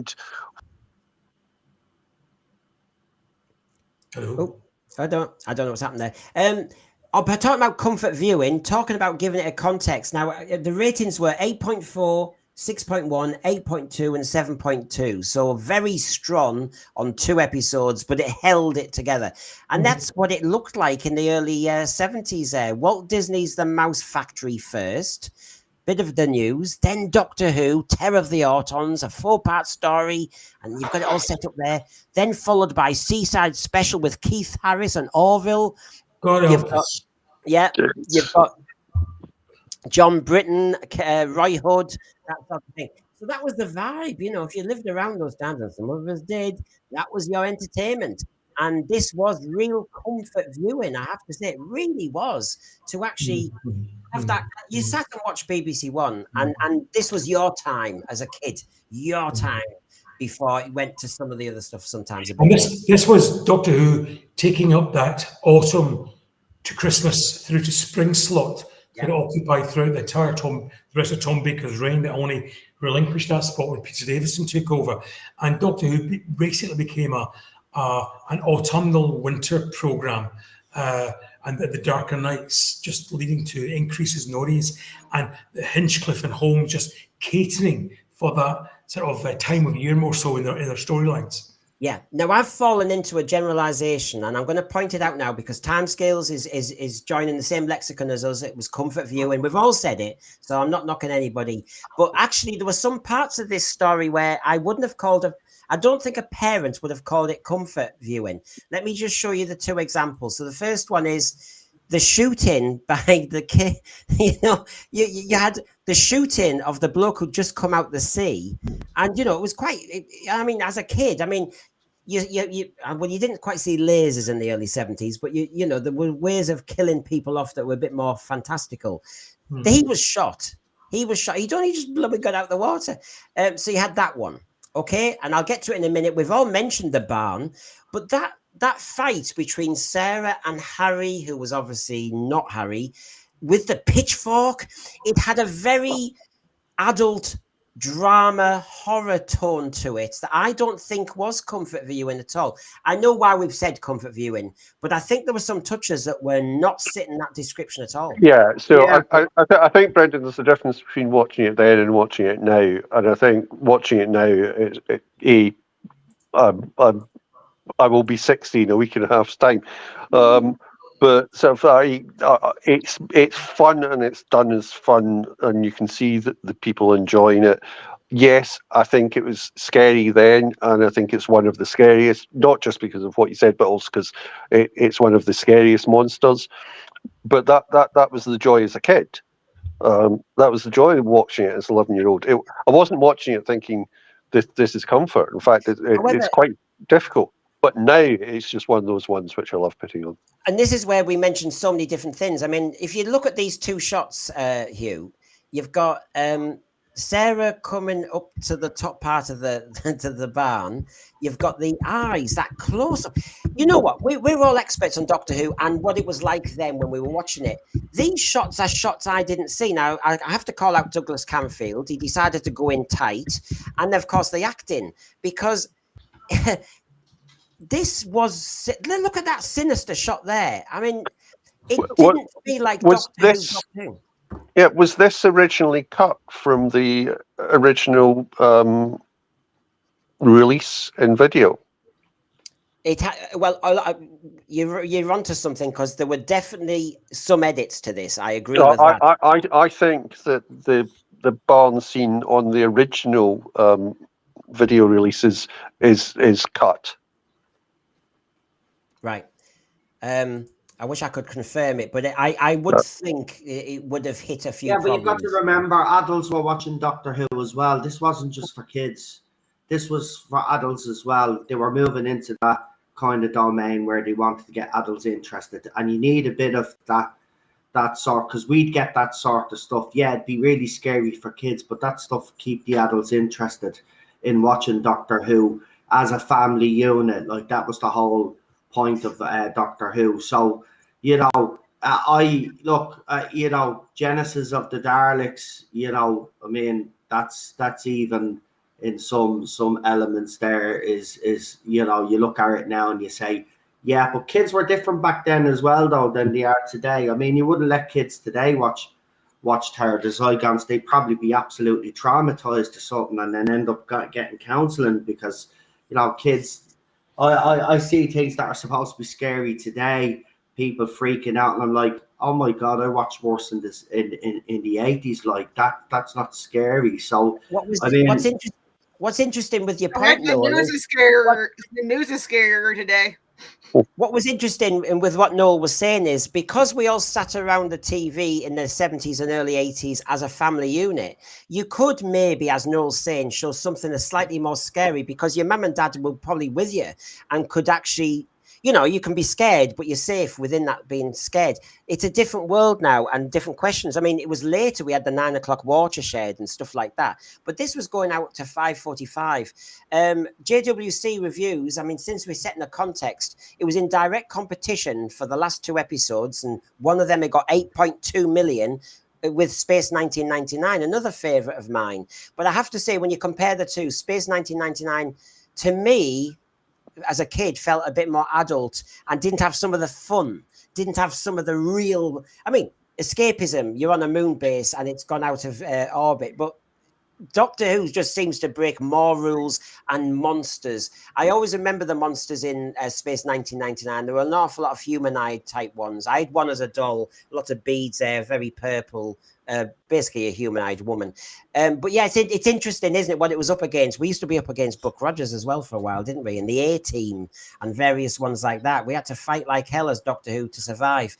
But I get your point, Noel, I do. And I suppose family viewing has changed, and it was maybe safer then. Yeah, I mean, look, the parents were a bit more, you know, parents actually sat around and watched these programs with their kids. So, you know, studios like BBC were very, very aware of this. And, you know, it was just, you know, you had different elements in it to keep everybody happy. And that's what I loved. And that's what RTD actually did in his first era. He was able to get the adults on board as well. And I think it's very important. But again, you know, this wouldn't be shown today. You know, you wouldn't be able to show this before the watershed today. It was just different times back then, and you know, I think kids were more resilient than they are today. Got to be honest with you. Well, I'm from the 90s, and I watched things live on TV that wouldn't be allowed today either. I watched riots in Waco and everything in Oklahoma City live as a kid. I mean, and I came out okay-ish, I guess. But yeah, I watched things that, as a kid on the news so this is nothing. Yeah, exactly. Now, as we talk about, this was the end of an era and the start of another one. I want to just ask the panel and the thread. Right, okay. It wasn't the last unit story. I mean, they were kind of touched in Seeds of Doom. They were in Android Invasion, but it was the end of the Brigadiers. A lot of us have already said until Mordrin Undead 7 to 8 years later. And then Battlefield and Sarah Jane and all the rest of it. First of all, on unit. You're all different ages, and we've all viewed and digested Doctor Who at different times. So you can only answer as you have digested it. But basically, were you glad to see the end of the unit era when it ended? Were you glad, Hugh? Yeah, we've covered this before. I find it very difficult that there was so much connection in terms of authority and Pertwee's closeness to the establishment in terms of that. Having said that, Nicholas Courtney is one of the greatest character actors for Doctor Who ever to have had, and I was, as John was saying earlier, it's disappointing perhaps to see Tom Baker being as anarchic he was with the Brigadier, and the Brigadier obviously developing in a way which we miss and stuff like that. But I think, having gone through it's all Earth-based generally to it not being Earth-based and anything could happen, this is important, and it makes it coming up to my favourite parts. Yeah. So as I come to you, John, I'll just feed the thread through and get your opinion. So Darko, for me, the unit era only really ends on Hand of Fear. JWC reviews the last unit family story, and there is a Pertwee-ish vibe about Terror of the Zygons, a bit like the Demons. Timescales. You're still talking about the actual terrible events of watching TV and all the rest of it. I thought Sadako had another one. Sadako was talking about whether we would have had another unit family with Jago and Lightfoot and all the rest of it. So where do you stand on this, John? I mean, we're not dissing the Pertwee era. Were you just glad when we moved on? No. It's a short answer. No, I was not. I like Unit. I love the Brigadier. And as I spoke way back at the start of this, he was an opportunity to show Unit in conjunction with a totally different Doctor. And I think that they missed a trick with that. We didn't have to have the same intensity of Unit story as we had with the Pertwee era. In fact, even with Barry Letts, the Unit didn't have the same presence towards the end of the Pertwee era that they had in the beginning and in the middle of it. So there was scope for the Doctor to have an attachment to Unit without it having to be as fixed as it was in the Pertwee era. And I think the Pertwee, the Baker Tom Baker Doctor, being as alien as he was up against Unit and the Brigadier, would have provided perhaps what Hugh wanted in terms of that, the Doctor being an anti-establishment figure, and that could have led to some really good stories in terms of the Doctor being required to what he had done before as the third Doctor, and maybe not being so happy to fulfill that role as the fourth Doctor. And I think they missed a trick with that. So, John, before I move on to anybody else, I'm going to ask a supplementary on this one. So, with that in mind, when we're judging Terror of the Zygons from the writing to the producing the lot, is it a fair criticism to say, come on, Philip Hinchcliffe, Robert Holmes, you knew this was the end of an era, you were moving it, so why didn't you make it a reasonable end to that era? Because as a lot of you have said through this panel and this discussion, it was a rush job. The Brigadier wasn't given the best lines. He wasn't, they knew this, John.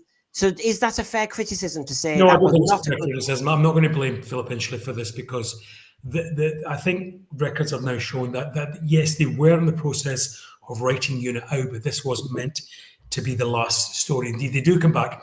We'll mention goodbye to Harry in this, so Harry does return again in the Android Invasion. Nicholas Courtney was supposed to be in the Android Invasion, as indeed he was supposed to be in the Seeds of Doom. But he was, quite rightly, Nicholas Courtney had gone and found himself other work because the work wasn't as regular as it had been, and so he wasn't available. But Hinchcliffe has spoken with regret about that he didn't properly write Unit out, but I don't think this was a deliberate insult either to the character or to the concept of Unit, the way it was done.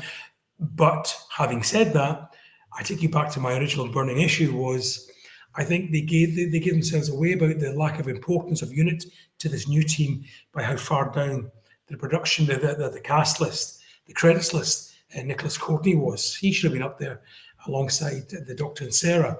As being a legacy character, but he wasn't. He was on the guest star list, and even at that, put after the guest stars. But no, I'm not going to blame Hinchcliffe for this because I don't think that was his intention. It was just circumstances.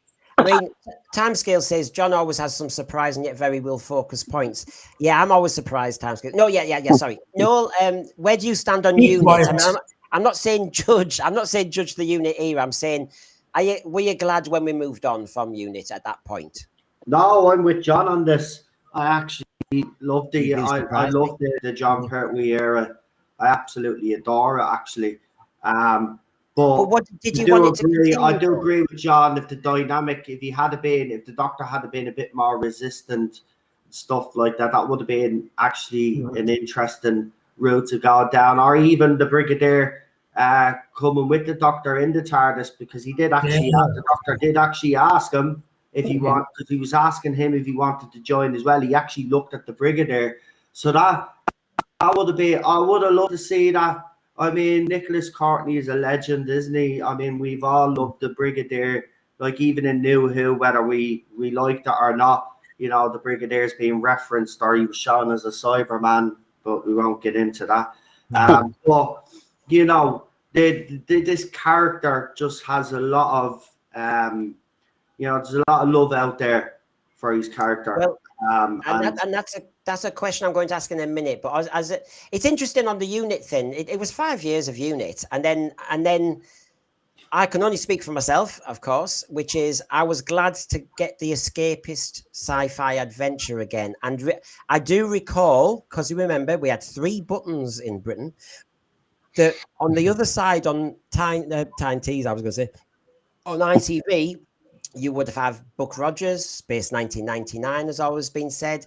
And they were all, well, I mean, you could think Space 1999 feels earthbound, if you get my gist, because it's on the base there and everything and all humanoid. However, what you were up against, you've got to remember, if this Unit era went on and on and on, I think you might have had the law of diminishing returns. Yeah, but another point I'd like to make, though, think about it, right? If the Brigadier had went into the TARDIS with the Doctor, right, and say they ended up on a planet where they had this military complex, and him being a military man, you know, and then there's tension between him and the Doctor. Stuff like that would have been a very interesting dynamic to actually explore, you know, because, you know, they've been kind of during the Pertwee era, yet there's a bit of resistance there from the Doctor, but, you know, he ends up, you know, helping Brigadier every time. Like, he'll bow down to the Brigadier. But if you had Tom Baker kind of like, you know, push against that and not actually, you know, agree with Brigadier on certain things. Like, as I said, if they landed on a planet where there was a big military complex, and then, you know, something in that story made the Doctor and the Brigadier to be at loggerheads, that would have been a very interesting dynamic to explore. So, no, I wasn't glad to see the end of the Unit era. That's why I was delighted when Unit were brought back. If you think about it, in that last season of John Pertwee, we had Planet of the Spiders, where we're in and out, so to speak. We had Monster of Peladon. We were and Carnival of Monsters isn't on Earth. We were starting. Even the writers were getting sick of it. They knew they had to move on, and they were playing around as much. Yeah, I've already said that even in the Let's era, they were doing that, but. You don't necessarily have to get rid of it wholesale, because essentially what you do have there is your ready-made base for the doctor, in the same way they give with the families now, or the families of the companions. The doctor has a place to go, a place to be accepted, and they could have it maintain the unit set up, or just the characters within the unit, being the brigadier could have retired and gone off and done something else, and just had them as characters for the doctor to pop back and see once a season, once every couple of seasons, whatever. I just think that when you've invested as much in those characters, particularly the brigadier, as the viewers had, I think the dramatic intent of seeing how a new Doctor rubs up against that opens up possibilities for drama within Doctor Who, which would have been worth exploring, which they didn't. So before I move on, a quick supplementary then. Are you happy? I know it's a different era. Are you happy with the big unit return now? Well, I've said this before. No, I'm not. It's just a lot of big guns, and I'm not particularly interested in the spin-off series. I thought that the conflict in terms of that with Torchwood made a lot more sense to me. Although and that's with the one in Canary Wharf rather than necessarily the one in Cardiff. It just feels very comfy, and it feels a bit militaristic for me. Yeah, I mean, you don't have a sense of the unit family because Kate Stewart's staff keeps changing. I mean, what happened to Osgood? She was interesting. I mean, I know she wasn't everyone's favorite, but I mean, they just keep changing, and it's just like, it does feel very militaristic. Versus, we're undercover. We're here to keep the aliens in check. Yeah, the new unit is not as good as the old unit. No, I agree with Noel as well. It's the old unit was fitted in with the not having the huge budgets, having a huge place in Canary Wharf with the biggest gun in the world just feels like some other program. Certainly does, but it looks as though I have to shut up for a second. What's going on here? Is it past your bedtime? No, Mr. Brendan, you mentioned spaghetti hoops. I can't find any, but I've got these. Can I have those for my tea, please? Well, they're only spaghetti strands. I mean, that's like a kind of a sliced and diced Zygon. That's very unfortunate, that. I have to say, it was either spaghetti alphabets. I am an English teacher, excuse me. Or spaghetti hoops, I have to say, but not strands. That's minced Zygon. That's disgusting. Naughty boy. Did you read the report, Mr. Brendan? Did I read the report? What report are we talking about now? I know Hughes read the report, but my school report. Well, thank God you were mentioning that one. We don't mention the unmentionable report. See our Sunday show for that one. We've got our own opinion on that. Well, what does your school report say? Since I am a teacher, I've done really well with math. Maths. Did you notice that, Michelle? No peasant revolt essay mentioned at all. Why did you have to mention the peasant revolt? Yeah, detention for you. No. So why you go so good at maths, like? Look, I won this gold badge from Mrs. Cass, my teacher. Oh, Mrs. You'll have to show. Oh, he's gone a bit Adric. There you go. Oh, you look a bit Star Trek. It's a gold badge. Hey, get off Star Trek. We've mentioned Space 1999, Buck Rogers. What the hell are we doing? Cross-pollinating. This is like Noel, who always mentions John's opinions, but never mentions any of the other opinions. It's like, there are other shows. And what's wrong with that? What's wrong with that? If I agree with John, I agree with John. Quite right. But what you're saying, but what I'm saying is, like they do with products in shops, I'm saying there's other products available and other opinions available, Noel, as well. Michelle, you and us. Biddy. I think that British cuisine, that looks so what? Totally disgusting. Could they go even more yellow on that? Could they? Well, you can call it cheap, yes. You make me hungry now, but you've got a Star Trek badge on. Clear off. Biddy. Oh, here we go. Biddy off. Yeah, you can do my bidding elsewhere. Don't get those peasants revolting. Oh, bye all. Bye. Yeah, see ya. Missing you already. Bye, sunshine. Bye. So, we have mentioned the Brigadier, and I was saying to Noel as we talk about unit, slightly different. Right, okay. What would you say was the best Brigadier story? Oh, blimey. Ooh. You sprung Since that we've one been on us. lamenting him, which is fair enough. I mean, I'm trying to think. I can think of lines. We all know certain lines that he delivered. The demons, the Yeah. wing chap, 2 rounds rapid. Yeah. But and please in the thread. I mean, I throw this out to our poor panel without them knowing. But since we're saying this is kind of the end of an era, we've already said we loved Nicholas Courtney's acting, we loved the Brigadier character, blah blah blah. So what was his best story?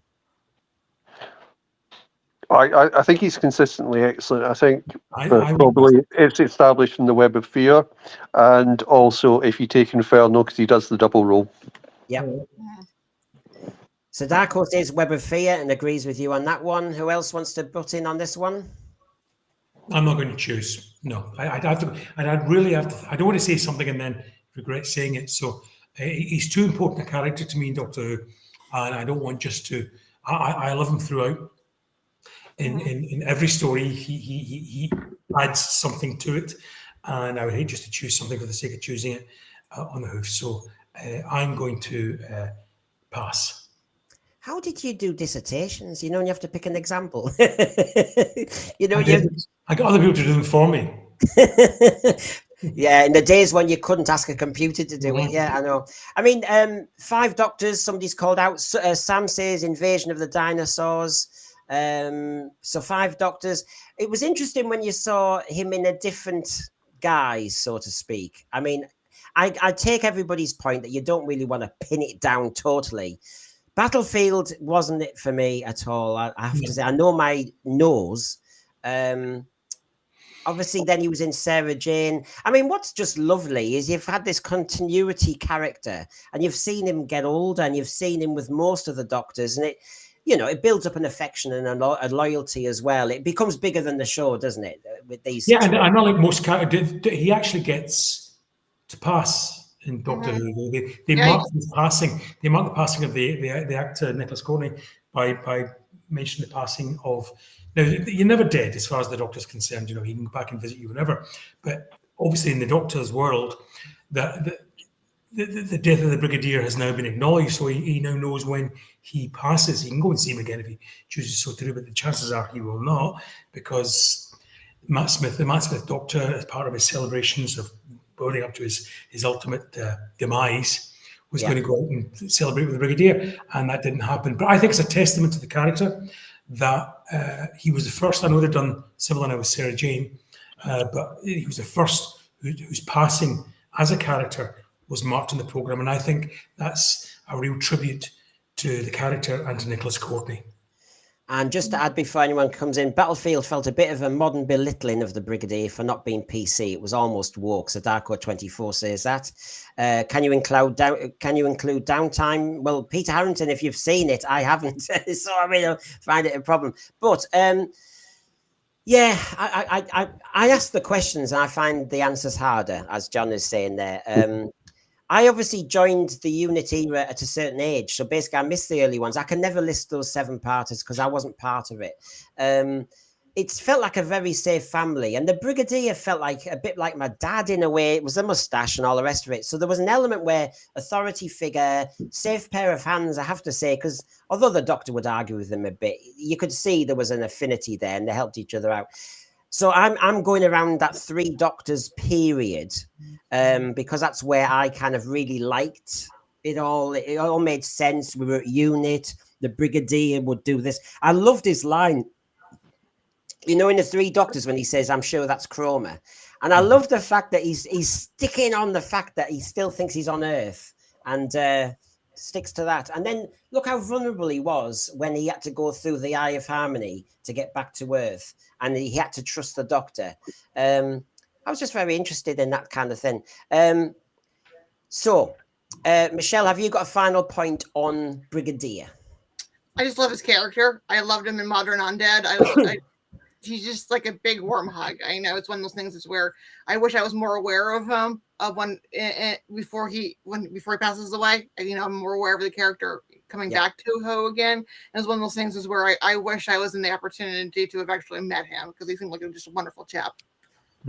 Right. So as we race to the 2 hours, so therefore we have a conclusion to make. So I go around the panel. We've discussed Unit, Brigadier in context of Doctor Who and Terror of the Zygons.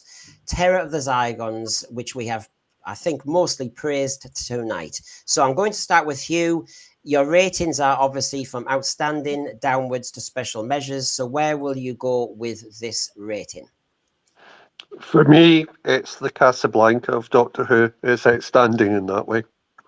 Perfect marriage of so many things, possibly accidental. So it's as close to perfect as it gets. Okay, Michelle? Outstanding. It's just a great story all around. And can I just still point out, if people didn't join us at the beginning, Michelle only saw this for the first time yesterday. So it's not like we've all come with, our preordained ideas or anything. Michelle came to this fresh, and she has just said the same thing. John? No, it's outstanding, without a doubt, for the reasons we've outlined throughout this, and just as Hugh sort of summarised there. This is just all those people who in the old BBC really knew their craft, be the directors, set designers, costume designers, special effects people, actors, whatever, were all working in unison to produce a perfect piece of Doctor Who. Outstanding. So Noel, if I know I'm just shooting on time. Noel said his favourite Brigadier performance was Inferno, and every actor loves that doppelganger thing, and he was blooming good at it. I totally agree. I'm going to come to you obviously on your judgment, Noel, in a second, but I just want to advertise the Sunday show, which is a big two-parter. So basically, over the next 2 Sundays, starting at 7 p.m, the trial of the BBC. So you get the prosecution this Sunday for mismanagement and neglect of the Doctor Who show. And then the week after, we will look at the defence and if there's been any other, factors that played into how Doctor Who travelled over the 60 years. But if you want a nice, tasty debate, you know where we are. Sunday, 7 p.m, the trial of the BBC. So, Noel, your judgment and rating? Yeah, it's outstanding. I mean, what more can you say? Everybody on the panel said everything that needs to be said about this. Listen, it's, again, talk about the characters, you got so many iconic characters, and you've got obviously the Zygons, and they made such an impression that for the 50th anniversary, then they reappeared. Do you know what I mean? So, I mean, look, it's, as I said earlier, this is one of these stories that look, if you want pure escapism, and you wanna enjoy the next hour or whatever how long it is, 25 minute 4 episodes, whatever. It's the episode, it's the story to watch, I should say. Because from start to finish, you're just enthralled. There's right attention. The music's absolutely fantastic. The supporting cast, the main cast. I mean, it's just even the model shots to me. I mean, that Zygon spaceship to me just blew me away rewatching it. I mean, that was in the 70s. Like, that was, what I mean? So Doctor Who, in my opinion, back then punched above its weight. And that's what I love about it. It couldn't compete with the other shows, but what it did do was it had excellent stories, which then made a competition for other shows. So hats off to everybody that worked on it. Absolutely fantastic. And as JWC Review says, outstanding, a Whovian treasure. Peter Harrington gives it 10. You still don't know our blooming way, but obviously that must be an outstanding, I dare say. So basically, I think it is a bravura performance across the board. I think what identified it to me, and I'm not going to repeat, is if you look at our criteria, I was going yes on every one. And actually, when we've normally done these reviews, there's some of them I kind of overlook because, you take your pick. So thank you, panel and everybody in the thread for joining us. Join us again on Sunday. I think we may have a few of our panelists back because it's such a tasty one. It's a massive one. It's a killer one. Everybody has an opinion. And just to finish off, timey-wimey, Archibald Lazarus. Before that one was saying the BBC neglected the show by not giving Chibnall the heave-ho. Oh, come and join us on Sunday. He's a hack. So everybody, thank you for that. It was nice to go back to the 70s, wasn't it? It was nice to go back. Like I said, I'm not going to repeat. We've listed all the reasons. This was classic Who. It was outstanding. Goodbye. Goodbye. Bye. Good night, Mary Ellen.